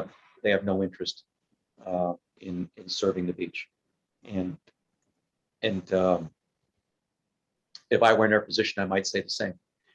But we did negotiate. We kept our eye on really what was most important for us to get in terms of a relationship with FPL, which is a good relationship, by the way. It was the agreement that we reached on the second tie line. That avoided for the city roughly $13 to $15 million expense in that agreement by them agreeing to build to us. So, which of course we didn't just say, okay, let's throw a party with that money. It's going right back into infrastructure improvements under the SHRIP program. Basically, everything downstream of it in terms of projects just moved in to fill that spot, right? Now, the funding for the beach tie, the conceptual engineering, this first round of engineering that we're doing, is funded in the first tranche of capital that we raise. This is all capital because it's the engineering for the project. But to go to the construction phase, the construction is not in this $44 million bucket that we have. That's in the next round of borrowings, which we anticipate expecting sometime in the middle of calendar 22.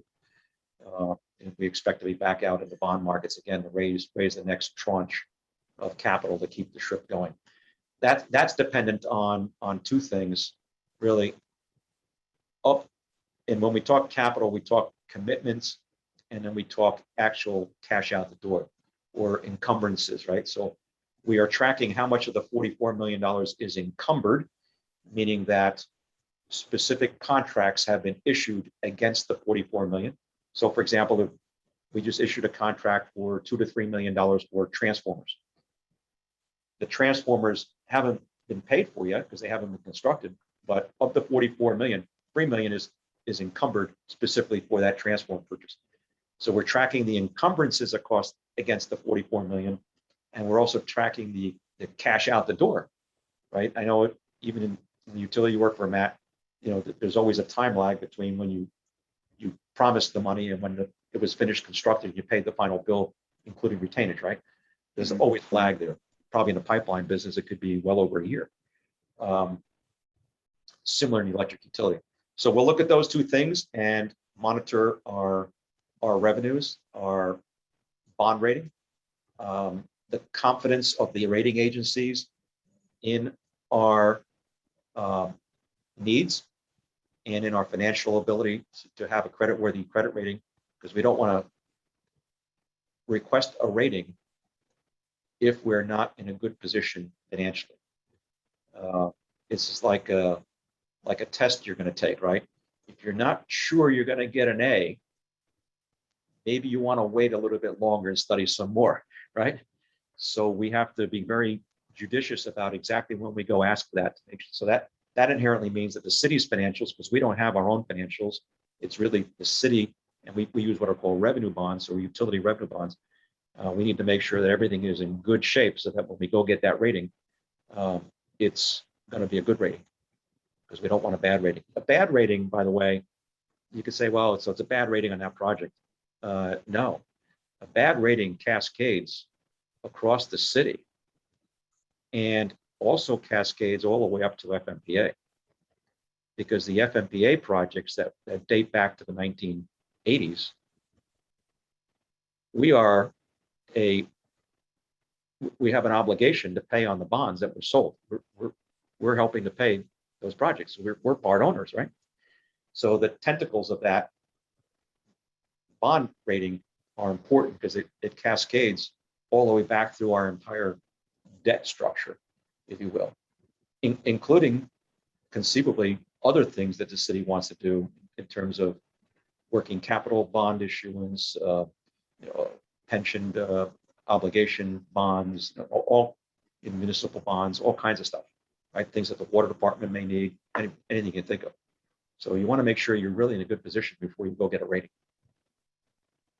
Not that we're in a bad position, by the way. I'm not saying we're in a bad position, but you want to make sure everything's ready. So we'll go ask when the time is right. Director, what is the urgency though for us to raise rates in anticipation of a rating at this time? And let me ask that more specifically. Are we trying to get a rating in anticipation of our own issuances, or are we trying to get a rating to support the St. Lucie refinancing? All right, kitchen table talk. The rating has already been issued for the FMPA bonds. It's been issued for many, many years, and it was just reissued. And this is public information, so I'm not disclosing anything that isn't out there in the public. The rating agencies monitor the bonds on a regular basis. They have a fiduciary obligation, and they're retained to do that. A year ago, they expressed a concern on the FMPA St. Lucie bonds with regards to two of the participants in the project, and they held the rating, but they put them on what's called a negative outlook. The two municipalities that they had a concern over were Homestead and Lake Worth Beach. This year, as a follow-up, when they put something on a watch in their own process, because they monitor these bonds, surveillance, they review again. This year, they focused on Lake Worth Beach and retained a negative outlook, but held the rating. We meet with Fitch, even though we don't retain Fitch to rate our bonds, specifically city bonds. We are dragged into the discussion because they're rating the St. Lucie bonds, of which we are a significant participant. They are extremely concerned about a number of issues here in Lake Worth Beach. This is public information.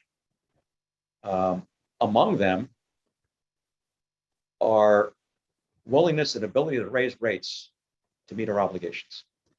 And when they rendered this, they had not yet seen our fiscal 20 audited financials, which were just released today. So the rating agency is extremely concerned. Now those fiscal 20 numbers are out officially. They'll be able to look at that. But you'd say, well, aren't we about to end fiscal 21 and we just issued fiscal 20? Yeah, that's not an Ed Liberty discussion. That's a finance discussion. But I'm not telling anybody anything that isn't already public, right? So that rating agency is going to look closer at it. We will meet with them as we met with them before we issued our own bonds. So before we issued our own bonds, the Lake Worth team, and I was extensively involved and a large focus of the conversation with these rating agencies on what we were doing with the electric utility. And it led to us getting the A2 rating from Standard & Poor's. We did not ask Fitch for a rating, and I don't remember, I may be confusing Moody's and Standard & Poor's, but we have an A2 rating. They had previously affirmed an A2 for the city's general obligation bonds, ad valorem stuff, and they'll rate the next round of bonds as well. But we will have to meet with that rating agency and basically explain ourselves. The key thing that they're looking for, and they've shared this with us, they've shared it publicly with Florida Municipal Power Agency, is that they're concerned about our willingness and our ability to raise our rates to cover our costs appropriately. And when you drill down on our rates, you look at something called working capital, days of working capital. And days of working capital for electric utility have been for many, many, many, many years, well below where financial agencies would like us to be. And nominally, they would like public entities like us to be in the 180 days of working capital. We are down around 100 to 110 days of working capital, nominally. They're concerned about that, and they'd like to see that fixed. Stantec has been concerned about that for a number of years, but the fact that the city effectively has FEMA as a backstop, if you will, if we had a significant storm, but that's only going to help repair damage, right? And that will take some time to actually get the FEMA money, right? And that's if they approve everything you spend. The big concern is that you lose customers because of the storm. So even to rebuild the system, the customers aren't here anymore, right? Many of them could be, the residences could be so significantly damaged if we had a category, you pick it, storm that hit us, right? Would our debt, our obligations to pay on our bonds remain? That's money that we borrowed, and we owed the bondholders that money, and we pledged utility revenues to pay those bonds. So the rating agencies want to make sure that do you have enough cash on hand, days of working capital, and a rate structure that's sufficient to cover you for up to 180 days if something happens? We clearly don't. We've held off on the rate discussion by slashing expenses, $9, $10, $11 million a year of savings from having restructured the power contracts since I got here. We had kicked this can down the road and thought in the most recent rounds of budget discussions that we could go until October of 22. When you couple that with the rating agency's concern, and when you look at our working capital, and you look at the increases in compliance costs, general fund transfer, shared service costs, the scale is tipped, and we need to raise the rates. And the rating agencies are watching, and they'll drill down on financials. Yeah. So do we have a sense of when we actually would be facing a downgrade? Probably within the next month or two. Now, this is, and I think that's probably worst case. You can hear a pin drop, right? But the rating agencies have their own internal proprietary models on how they judge an entity. They don't show us the questions and the answers, right? That you need. So they pour over financials, they pour over public records, they pour over what's said at public meetings, which is, think about that. They listen to what our commissioners say about what we're willing to do or not willing to do. They look at the numbers in detail. They look at the marketplace. They look at the qualification, the ability, the track record of staff to deliver. Who's running the show? Who is that? What's their background? What's their resume? Do they have what it takes to do this? Have they done this anywhere before? They want the confidence that this organization can, in fact, deliver the results that are necessary to turn this thing around and produce the revenues that their bondholders are counting on to get repaid for, right? So, and we don't have the answer to that test. We have financial advisors through our finance department, Davenport. I'm not new to this task. I have my own personal relationships in markets. No conflict, by the way. But you got to have a good story to tell. And you don't necessarily know what's going to happen inside the secret room at the rating agency in terms of the rating. So you'll see the answer when they give you the answer. But one rating agency is concerned. Now, on the flip side, that same train of thought does not show up in the other rating agencies. But I'm sure they're all looking at what agency A did and say, did they see something we didn't see, right? If they're concerned, should we be too? We haven't seen that happen yet, but we don't want to get to the edge of that and find out, oh, oops, we went too far, right? So I think the message that I've given, and you're not hearing anything from me that I haven't already said to the commission in public, right? This is advancing our plan by about 9 months. And I think, rate increases are never fun. And I'm not sitting here saying, hey, finally got to raise rates. I've been sitting here thinking, I'm a little ticked off that it came 9 months earlier than I wanted to do it. I'm disappointed. And I shouldn't say ticked off, but disappointed, but I got pushed over the edge in the last 2 or 3 months with these developments. And it really advances our plan. I think what we have to look at is the competitive environment. So, by the way, FPL's rates are going to go up by $13 over the next 4 years. And that's just in their base energy charge. So we're 0.5% lower than them on residential right now, 1,000 kilowatt hour customer. They're going up every bit of 6 point something percent on January 1. So we have, from a competitive point of view, we have the space to go up. That doesn't mean we should go up, right? That you don't raise your rates because your neighbor did, right? You raise your rates because you have valid financial, fiscal reasons to do it.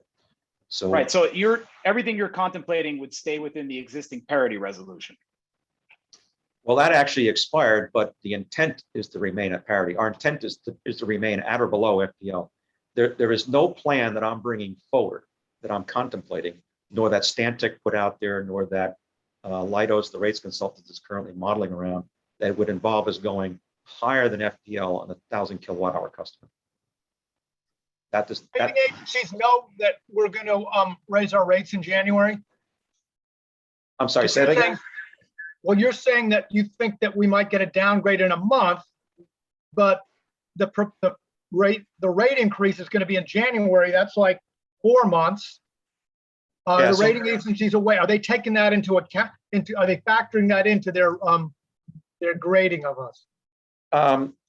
Undetermined. So let me clarify.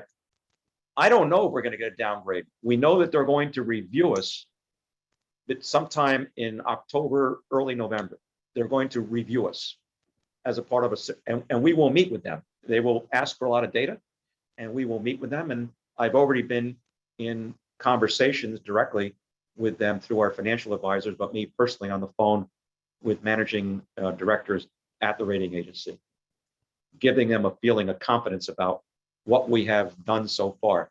I did not commit to rate increases, although clearly they're looking for that. But are you would you let them know that you're considering it when they do this review? Oh, they'll trust me, they'll be watching the public meetings. So it's really up to the commission. I don't have any power over whether we have a rate increase or not. I can just provide data. It's up to the commissioners to decide whether they want to act on the data and how. So I think what will happen is that probably in this late September, early October timeframe, when we bring this proposal to the commission, which they're expecting to see because they've been through the budget workshops, how they manage that discussion will be observed by the rating agency. That's my assumption. I don't know that for sure. I'm speculating. I'm thinking, why wouldn't they, right? If they're planning to meet with us and review what we're doing, why wouldn't they watch, right? I think they'll make a decision based on what they hear or see at those meetings.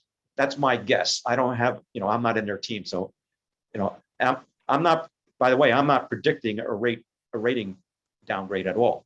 What I'm saying is that agency has now 2 years in a row put a negative outlook on the FMPA bonds for St. Lucie because of Lake Worth Beach.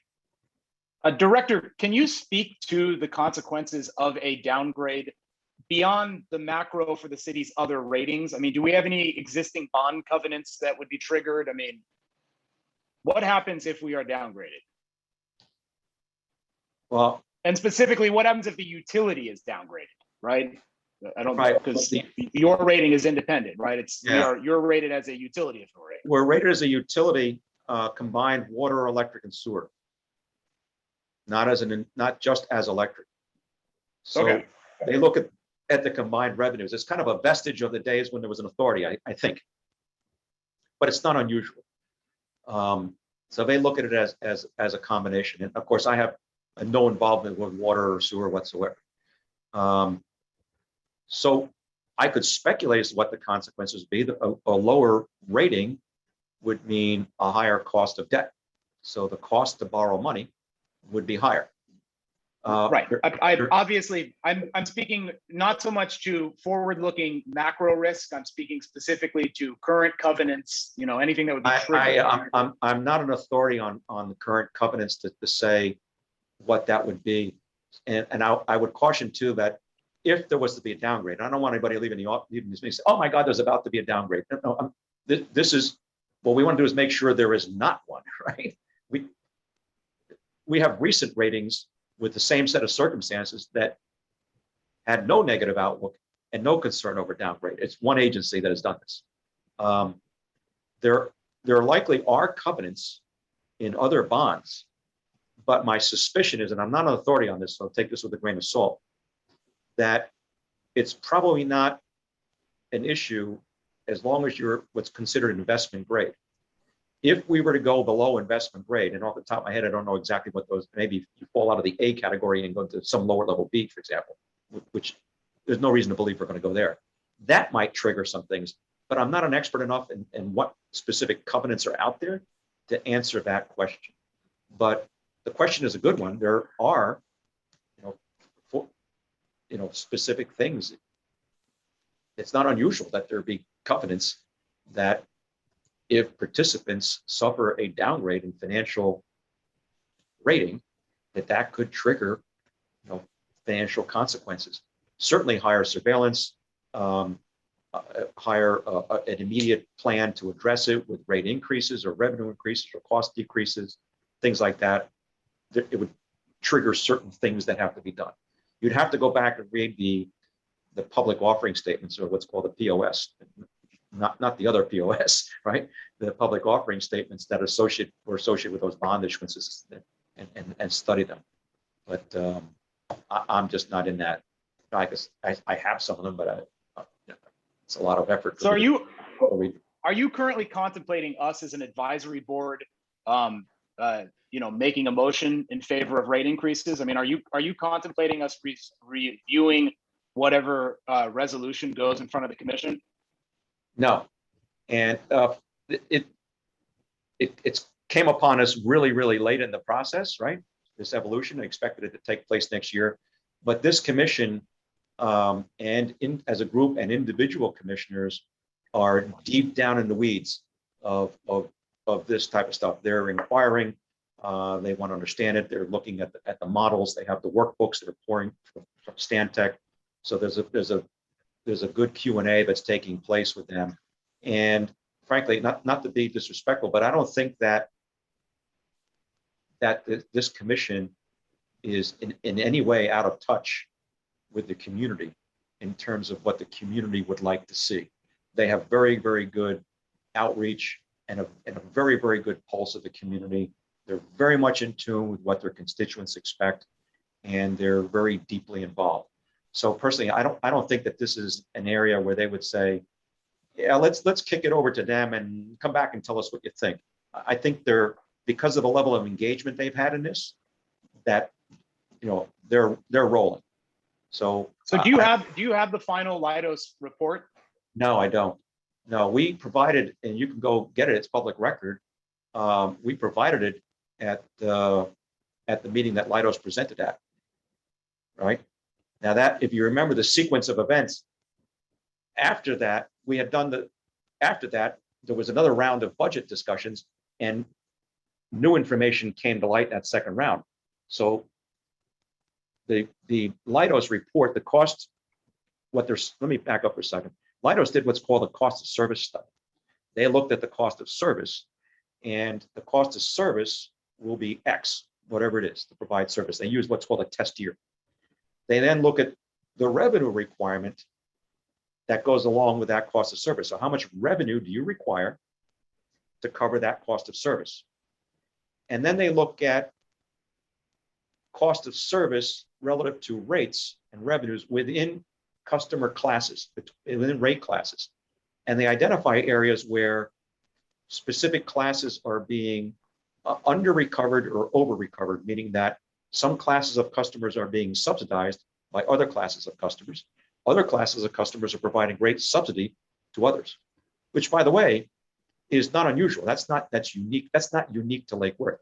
However, what is unique to Lake Worth, in my opinion, is the extreme overweight leverage that's being exercised on the commercial customer. And just how much the commercial customer is subsidizing everybody else while we're confronting declining revenues and a smaller piece of the pie. We are unique in many ways. All communities are special, and we're certainly a very special community. We have a vast population of residential tenants and a very small commercial sector. We don't have a big hotel infrastructure, industry, airports, hospitals, corporate complexes, office towers. None of that stuff exists in Lake Worth. Everything is 4 or 5 stories or less, largely residential, a boarded up hotel, and basically a small mom and pop commercial sector. A big chunk of our commercial sector is receiving service that looks a lot like a residential service, single phase. They just happen to be commercial. So we don't have the leverage in the commercial markets like the big investor-owned utilities do. Imagine serving West Palm Beach and having 10 and 20 and 30-story buildings, or an airport, hospitals, a seaport, all of these things, heavy industry, light industry. We don't have any of that. We got body shops, pizza shops, the sandwich shop, the pawn shop, right? And some schools and a college that's tremendous to us. So we're in a tough spot. That doesn't mean we're not good. So we're in a tough spot. Right. So Director, do you have a date for when the report breaking all that out from Leidos will be delivered? We are attempting to get that done in time for the meeting of the 28th. So what changed is after the round 2 of budget modeling, they're going back and they're recranking the cost of service model and getting ready to make a recommendation. So, and those documents will be, we're trying to get it done by the deadline for the September 28 meeting with the commission. If we can't get the information done by the deadline, I will not bring it forward, because I don't want to be in a position where the commission doesn't have sufficient time, as per the schedule that they've outlined in terms of what has to be submitted by when, and published ahead of a meeting. Right. So, especially for something this complex and nuanced, yeah, right? So that gets right. That's my next question is, are you contemplating giving them time as a commission to discuss and review the rate study and maybe say, hey, this is kind of the flavor of where we think we should maybe move things from here to over here? Well, that'll be the meeting of the 28th. Okay. All right. So you're not contemplating presenting the Leidos rate study as a direct action item to changing our rate structure, right? It won't be one meeting. No, I am contemplating that if we can make the deadline. It'll give them a straw man. So they have to have something to stand up around and say, hey, it's too tall, it's too short, it's too wide. I don't like the angle. But if you put nothing out there and say to the 5 of them, hey, what do you think? Nothing will happen, right? So what we're going to say is, okay, call us the bad guys. We're going to put a stake in the ground. There it is, and it's based on economics, right? What the cost of service study says, and this isn't the first time that Leidos has done cost of service studies, right? They're a huge company that does these all over the country. Basic rate making. Here's the data. Here's things. It'll incorporate things that have been talked about in the past, and they'll be out there. and that they can have a discussion. At the end of the day, there's a revenue requirement that has to be met. So it'll be up to them, which is rightfully so, to decide, hey, we want this one to go up by this, we want this one to go down by this, we want it. My view is I'm going to give you as much of the data as I can by the deadline. If it's not enough data, postpone it to the next meeting. But you'll have the data, and then as a group, you can kick it around and decide what you want to do. They're the ultimate decision makers, not me. Right. That's what I'm getting at. Is I just think in terms of process and bringing the community fully along for what is obviously a very fraught decision. You know, it would be helpful to have them be able to publicly hash out where they think there are opportunities for equity improvement, even cross subsidization. Right. I think that would be helpful, instead of the community just feeling, this is what Leidos told us we should do. Here's the resolution that says we're going to do it, and they all have to go, like this. I think you know enough about the process to say that there's a discussion period. Even if there is a vote that's suggested, there's a discussion, and that discussion could take hours if they want to, or be postponed to continue on to subsequent meetings. But my point is, there's a starting point. And by the way, Leidos has already presented a straw man, right, in that discussion. So it's not like, oh my gosh, we never heard this before. Well, yes, you did. And as a matter of fact, your financial consultants, which is Stantec, who does the modeling, has been showing rate increases on their slides every year since I've been here. So it's not like, oh my gosh, where'd that come from? And I've shown them, listen, I actually keep them. I said, here's the last 4 or 5 years of panels. Every one of them said we needed rate increases. But what I said to you, population, was, I'm not asking you to do that until I'm confident I'm done cutting costs, and that's the last resort. That's where we're at now. And we have a question regarding that as well. Yeah. Can you shed some light? I'm kind of confused, because I remember a presentation you gave to the commission a couple of years ago where transfers to the general fund were going to phase out or decrease. But in the beginning of this presentation, you said that transfers were going to increase. Is that correct? Yes, both are true. So the previous city manager had made the statement and executed on it, and lowered our transfer to the general fund from 4.8 million to 4.5 million, if I remember the numbers correctly. And it was his intention, stated publicly, to reduce it each year and to wean the city off of its dependence on the general fund. That was the previous city manager's officially stated position. And that's what he in fact got done in 1 year. The second year, there was no further decrease. It stayed constant. And now we're in subsequent years where the current team has said, no, we have under our bond authorizations the ability to take 8% of your revenue, and we're going to. So they've reversed this direction, and have gone from a number. So what's really changed is what was really happening behind the scenes. Now, my interpretation, because I wasn't in the room when this was happening, is they arrive at how much money they need in terms of raw dollars. How much money do we need from those guys? 4.5 million. Take it. Boom. Oh, and calculate how much that is. Oh, that's X percent. Okay. But it wasn't like, no, we take 8% or 6% or 7%, whatever. No, we take how much we need, and then we show what the percentage happened to be. The current thinking is that, no, we're going to take the percentage, and that's it, because the general fund needs it. And what they also did was they looked at things that were being paid for out of a general fund and said that should really be a shared service. So move that out of a general fund account, move it to shared services. And by the way, you help pay for shared services too. So now you all pay for that. So so it was a boom, boom. And that happened literally between round 1 and round 2 of the budget workshops. And it's difficult to absorb that. I didn't enjoy the conversation, but I had no choice. And I recognize that the director of finance and the city manager are trying to solve a problem, which is in the general fund. And they're looking at where the money is and saying, too bad.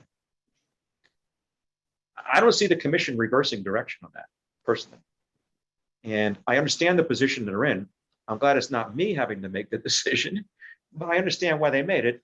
And I'm certainly not happy about it, because I to tell you the truth, I felt slightly defeated. I said, man, we did a lot of work to hold the line here, and boom, this comes over the fence. Now, on the flip side, I also delivered on, or as a board member at FMPA, on the refinancing of the St. Lucie debt, which is going to offset that, but not till fiscal 23.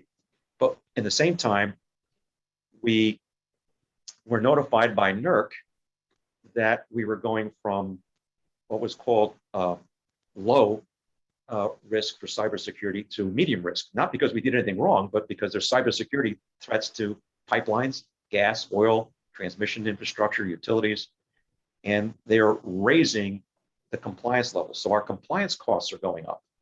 So all of these things hit, and it's like, guys, we can't wait until October now. And the rating agencies are watching. Okay, well, I know we went past 8 o'clock, and I'm just looking at the clock now.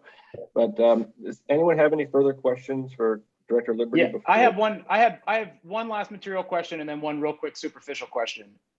My material question is, Director, tomorrow night the Solar Energy Loan Fund is on the commission meeting agenda. If you haven't seen the backup, it's pretty compelling in that it lists all of the utility energy conservation programs that are with the other utilities in Florida. I think your community solar is coming before you as a discussion item on the 28th. So getting back to the rate increase question, are you contemplating the inclusion of any more of these advanced prosumer demand side opportunities, be it an energy conservation program, be it a community solar program, as part of this rate package? Not as a part of this rate package. You talk about throwing stuff at the wall quickly. How could you decide how much money you want to put into a conservation program? Because it does cost money. There's no money in the budget. There's no cost here, right? There's no dollars laying here to fund the program. So something would have to be literally concocted on the fly in the next 8 days before the deadline, or 6 days before the deadline, to say, oh yeah, let's throw X amount of dollars. Define the program. It's not defined.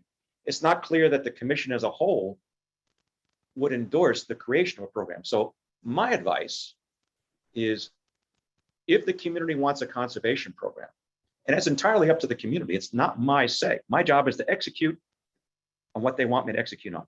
What I do know is that the city previously had a conservation program, and the commission in 2011 or 2012 shut it down, or at least stopped the funding of it.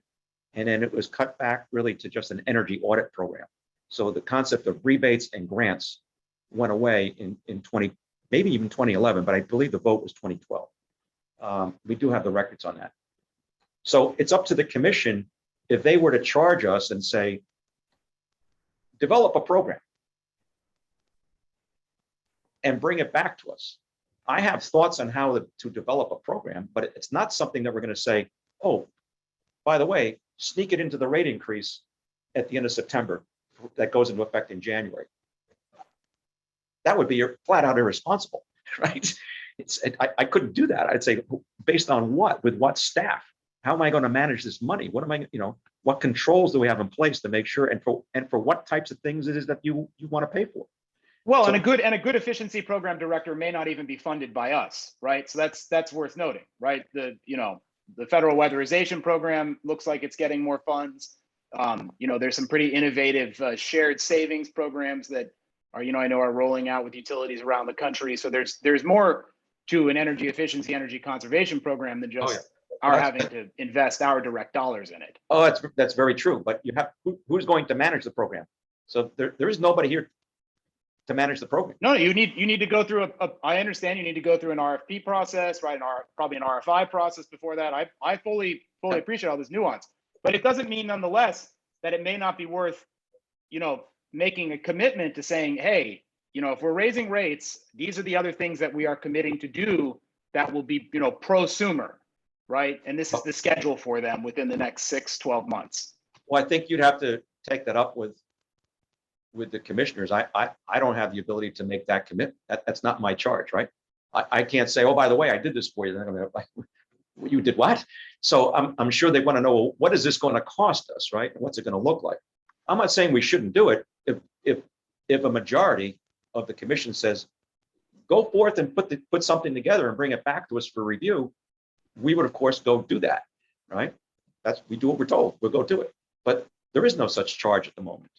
Now, with regards to the solar loan program, Solar Energy Loan Fund. Yeah. right, Solar Energy Loan Fund.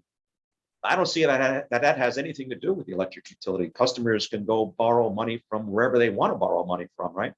To execute whatever projects. And I'll point out that they have that ability today under the PACE program, right? The city, I don't have names and addresses or dollars, but I'm assuming that there are some number of residents in the city that have already availed themselves of the PACE program.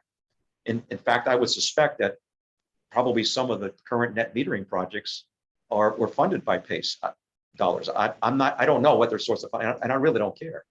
But we may even already have self customers, right? But this does speak to a bigger macro issue of, Director, and I know we don't have time for this now, Director, but obviously, it seems like every day, there's a new headline about, how our new federal administration is going to be tackling climate change. And, one of the articles today was about, the current administration wants to see 45% solar penetration across the country. And the only concrete policy that they actually cited in this article that was from the New York Times was solar building codes, right? It was solar and microgrid building codes. So, you've said to me in this context before where I've said, hey, I think we need to be thinking about a future where, people really do have the ability to invest in on-site storage and, microgrids and even abandoning the grid. That seemingly is coming much, much faster than, our prior discussions have recognized. Keep in mind, in my job description, there was never a line that said, go get rid of your customers, right? So if people want to leave the grid, they can go leave the grid, right? I have to maintain a safe, reliable, economic, delivery system. And that's why I recommended to you last time this came up that you should institute a grid defection fee, right? Well, I mean, I think we should have I'm not going to push on that rope, but with regards to community solar, it seems like every day people don't recognize that we in fact have a community solar project. We have one that's already been built. That's not by any industry accepted definition besides yours, Director. So let's be very clear on that one. All right. If you want to say what we're doing already is better, that's fine. That's something that's different. If you look at and others have looked at the definition that that SACE put up on the board and say, gee, that matches what we did in the FMPA project. So I think people, and this is what we have started to look at is, and many, including you, don't want to accept the fact that we've made this huge investment in solar to the point where many of our peers are saying, you did how much, right? I mean, Ed, Director, I don't know why. And yet you I don't know why you would say that about me. I sing our praises all the time. I'm very proud of where we are. Okay. Yeah. Yeah. But so the problem comes down to, so where are we going to put all this extra solar that's going to come our way from all these other projects? So the city has made a huge financial commitment to buy power from these projects under 20-year power purchase agreements, which will put us among really the top 2 or 3 cleanest utilities in the state and head and shoulders above many in the Southeast. But we're not done there, right? We have to go further. But the reality is that you have to be able to deliver solar energy at night, right? So the remaining megawatts that we have to green are largely at night. So we need to move to a world of storage so we can take on even more investment. But storage is a phenomenal expense, right? that it's not yet economic. Other utilities have done storage, but they've done it with the tacit approval of their commissions, who have said, yeah, go ahead and put it in the customer's bills. That's easy to do when you have 5 million customers. How do we do that with 27,000 customers? So we have to do that in a collaborative way. So we are talking with FMPA about, should there be another round of solar projects that we would not be interested, or rather we would be very interested, but only if it had the ability to incorporate storage, because we are maxed out. And when you look at our models for where we're going to put this solar stuff, it's not because we're against it. And to just to give everybody a full disclosure on these numbers, if you take a look at what it's costing us for the power from the project on the landfill, that is 3 to 4 times, and I say 3 to 4 times more expensive for the city than what we're going to be buying power for from the FMPA projects. Well, that project didn't realize the tax equity. I mean, that project was poorly executed. It probably could deserve an award for, being poorly executed in terms of not realizing the tax equity. But let's put that to the side. I think the points are, yeah. The pricing that we got on those projects that I led us into is so good that the developers don't ever want those numbers released, and they're under lock and key. And by the way, there isn't anybody who thinks that a better number could be had today. So that may have been an opportunity that has passed to get that much solar at that price. That's how good it is. And obviously I'm not going to discuss it because I'm bound by confidentiality not to share that information. And I'm not going to put myself at personal risk of doing that. But it's not because we're not interested in solar. I'm a huge believer in solar. I built solar projects and entered in solar contracts that are significant in my career. So I'm pro solar, but what I need to make sure is that the costs are aligned properly.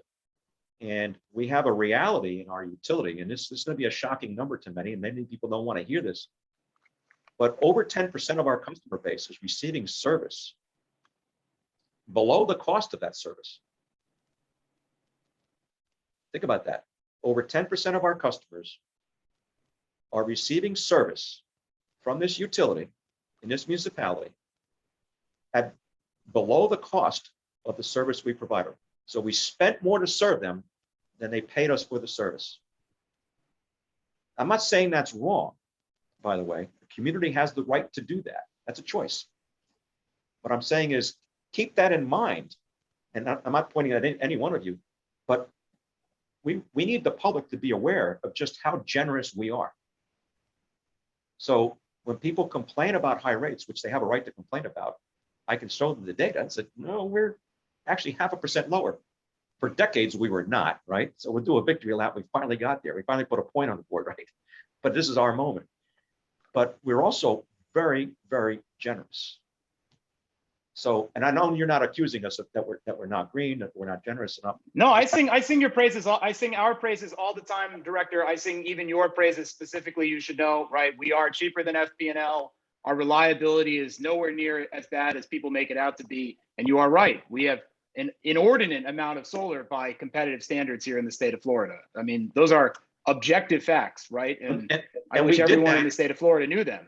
We did that partly because I came here with the belief that it was the right thing to do, and I landed in a community that had the same feeling, right? So nobody in the city said, oh my gosh, that's too much, don't do it. Everybody said, how can we do more, right? It's very strong support. So it aligns 100% with my belief system, which is nowhere near as important as the city's belief system and the population said.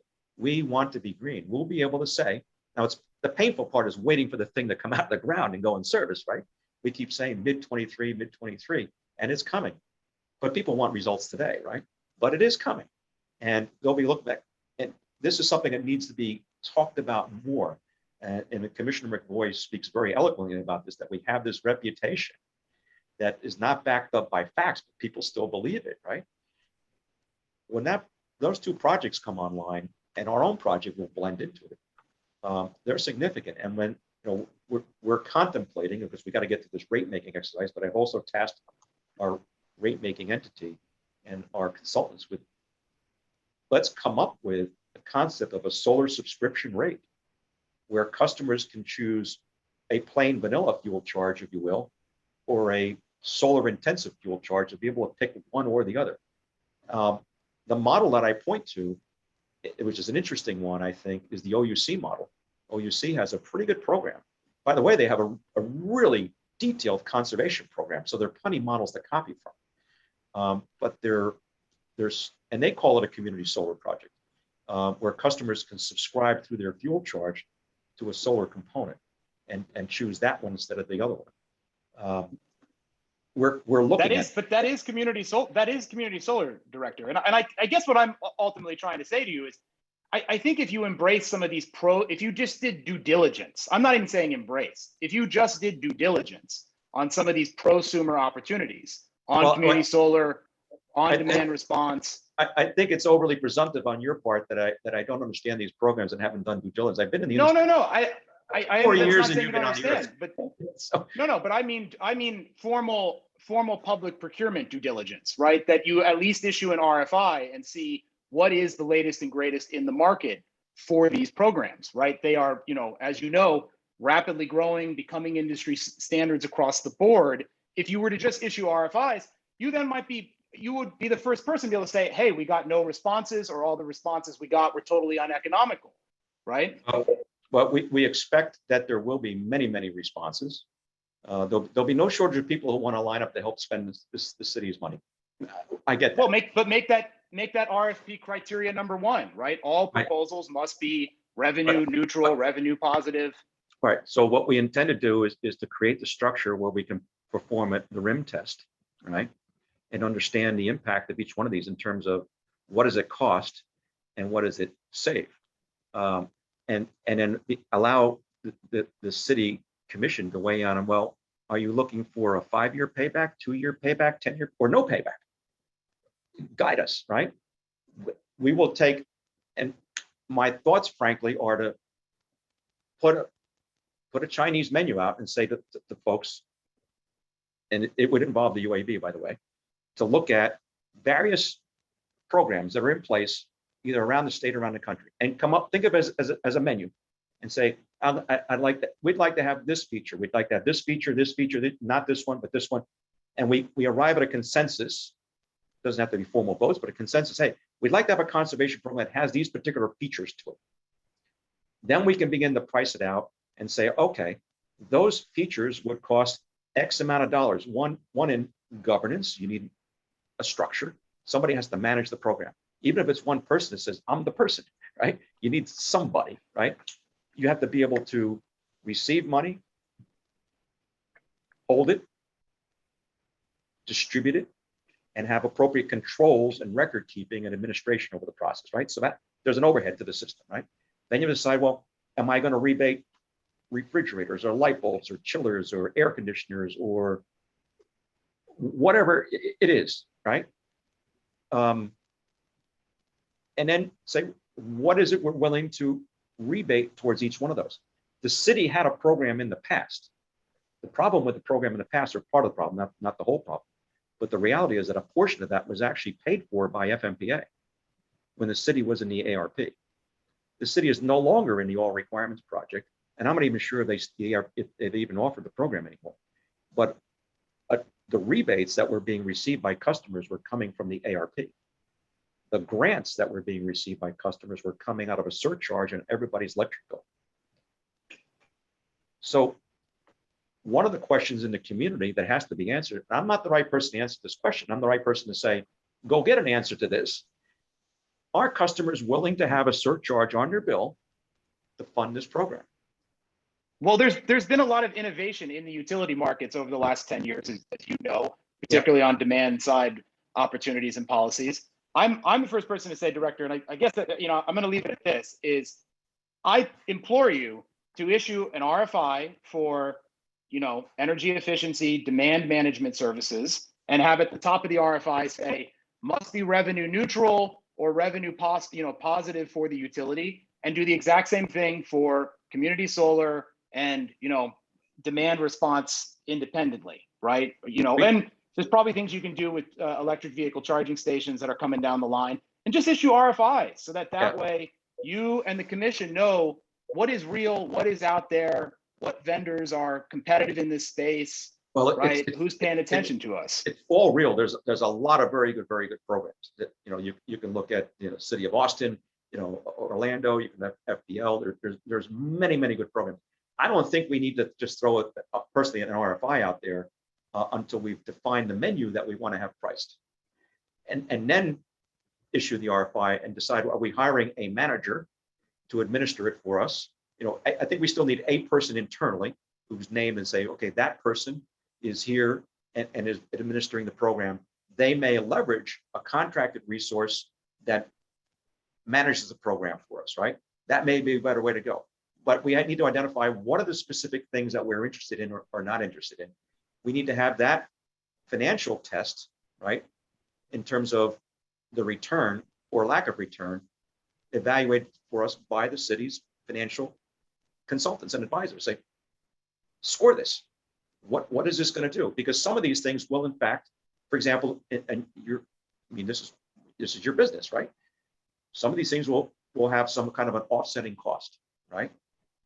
But they're also going to have an offsetting revenue. So that needs to be studied and then put in front of the commission to say, here's what the surcharge would be. Here's what the revenue impact would be, but here's what the offsetting costs might be. Which, if, for example, for every dollar of revenue you lose, you also lose 50 plus cents of expense, right? So it's not dollar for dollar. So there are some benefits. And here are the greenhouse gas reductions associated, because that's important, right? It's not just a financial discussion. It's a discussion about finances, and values, right? And brand. It doesn't stand just on financials. But I really appreciate you hearing me out, Director. I've said my piece here. I hope and I trust everything that we do here will be revenue neutral or revenue enhancing over term. My last superficial comment. Okay. Let me throw a curve. I'm not saying that it has to be revenue neutral or revenue enhancing. I said it needs to be explained, and then the commission can decide which way to go. It's entirely up to them.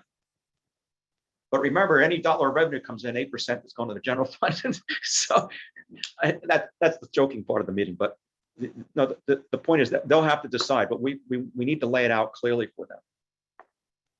But the city's done it before. On a superficial, these things. Sorry, these real things quick, and then this is my last word for the meeting. On a superficial note, do you, not superficial, but much simpler. When we're doing strip improvements, do you move poles that are on the street to the alleyways when we have the opportunity? Has that even come up?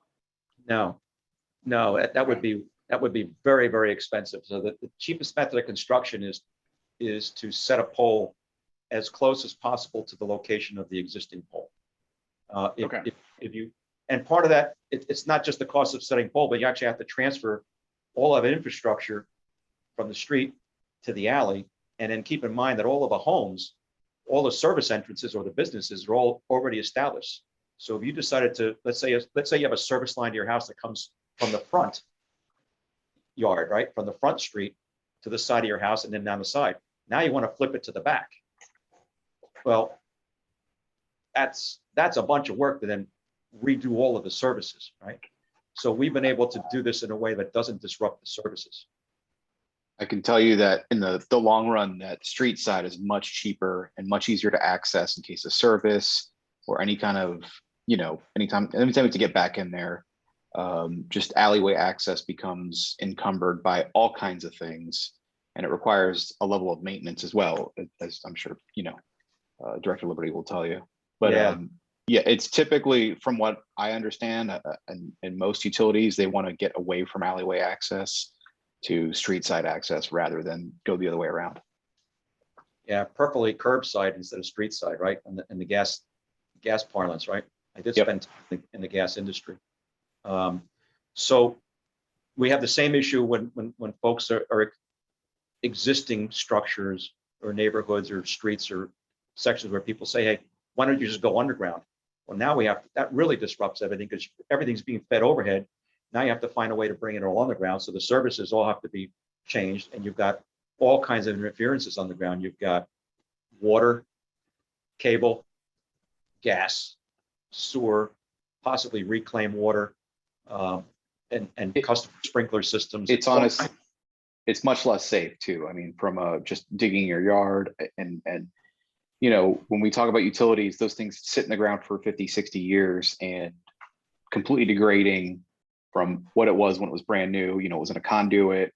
It had insulation on it. Now all of that's gone. And you know, I've seen interactions where that stuff just wears away over time. And now you have an open fault into the ground and it jumps over on a steel gas line or vice versa. So this isn't scary enough. I'll share with you that we have a looming major issue here in the city. 1970s vintage, every single one of our substations has direct buried underground conductors. It appears that they have conduit, but the conduits, from what we can see as we do some research, are only on the bends where it comes to the surface. The rest of it is direct buried, a generation of conductor referred to as cross-linked poly or XPLE that breaks down over time. We see this up in the northern part of the city and the western part of the city, where it was used in services and secondaries. And we see it in our substations. We've had failures of this conductor on the outlet of GT1, on the outlet of GT2. We probably spent collectively every bit of $800,000 or $900,000 in the last 5 years replacing those. We've had failures into what we call East Switch at 2nd Avenue South along the railroad tracks. And this is a looming problem at virtually every substation in town with this direct buried 26 kV or 138 kV cross-linked poly failing, faulting underground without a shovel ever hitting it. Mm-hmm. And we're talking that is thousands in perfect conditions in sand that has no other issues with it. Right. You know, there's liquid hydrocarbon permeation. If someone spills oil or diesel or something like that, it degrades even quicker. Right. This is just natural time that has degraded it.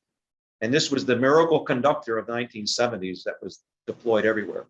You know, much, you know, obviously not with the environmental impacts of, let's say, for example, asbestos, that was the miracle, you know, fabric in the 1940s or 50s. But you know, this cross-linked poly is out there. We're not unique. We have it too, and it's a big problem. The miracle product probably had a 50-year service life, and we're hitting that right now. And yeah, like cast iron gas mains, right? Or operating at utilization pressure, right? Mm-hmm. It's the time has passed, and we're staring at this bill, and it's not just a bill. It's can we get to it fast enough? Can we borrow enough money to do this quickly enough and get it all done without upsetting rates? And will it fail tomorrow? So we've had situations where we had sudden outages where thousands of customers out of service, thousands of customers out of service because of an underground failure. That's the scary part of the conversation. But that doesn't mean we shouldn't do all those other things that Ramsey, that you eloquently speak to. And I'm not saying we shouldn't do it, but we have to create the structure under which it can be done. And I'm not opposed to that discussion, but they have to understand this, it's going to cost something, and tell us what you're willing to pay for, and we'll help you get to that answer. But ultimately, you, City Commission, have to make that answer and guide us. We'll give you a premier program if you're willing. What are you willing to pay for? Of course, on their side, they look and say, well, what is it going to cost? Okay, we have to, let's start baking the cake, right? Or putting the recipe together and say, this is what it could cost. We're not opposed to that discussion, but it takes resources. All right, I believe David has a question as well. His hand's been raised for a while. David, are you still there? Yes, I had a quick question.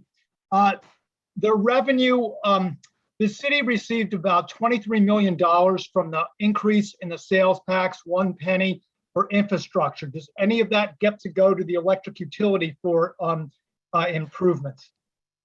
Not that I know of. I haven't seen any of it, and there's been no discussion whatsoever about any of it going to the electric utility. That doesn't mean that I'm upset about it, but I'm not aware of any discussion that had that money going to the utility. My perception is, and my having sat in the room when these things were discussed and sitting at commission meetings when it's been debated, hotly, is that these are intended for general improvements for the population as a whole, whether it was street paving or creation of parking lots, maybe, or refurbishing the city's pool, that type of stuff.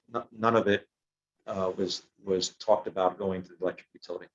Yeah, I was just wondering if the utility was part of the public infrastructure, but Now, I think that the prevailing attitude, and this is not new, but this goes back decades, is that the utility will raise for itself every dollar it needs, and some of that we will take to do other things in the city as well. And I'm not saying that's wrong, and that's not necessarily unique to Lake Worth Beach, by the way. It's not uncommon in municipal utility environments. Where you may see a difference is where a utility is constituted as an authority on its own, as opposed to a department of the city. And what you'll, rough generalization, my opinion, is that you generally see utilities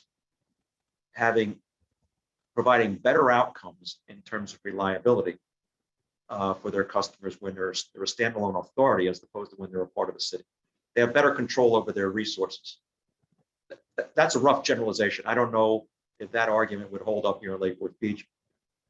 Lake Worth Beach utility stopped being its own authority, I think, sometime in the 1980s or 1990s. I don't know the exact history, but I know that it was basically dissolved. The authority was dissolved by the city. It was a rather contentious discussion that took place in that time frame. It was, maybe some of the others might know the history of it, but there's probably documents around to talk about it. But I'm not aware that there's any talk about becoming an authority again.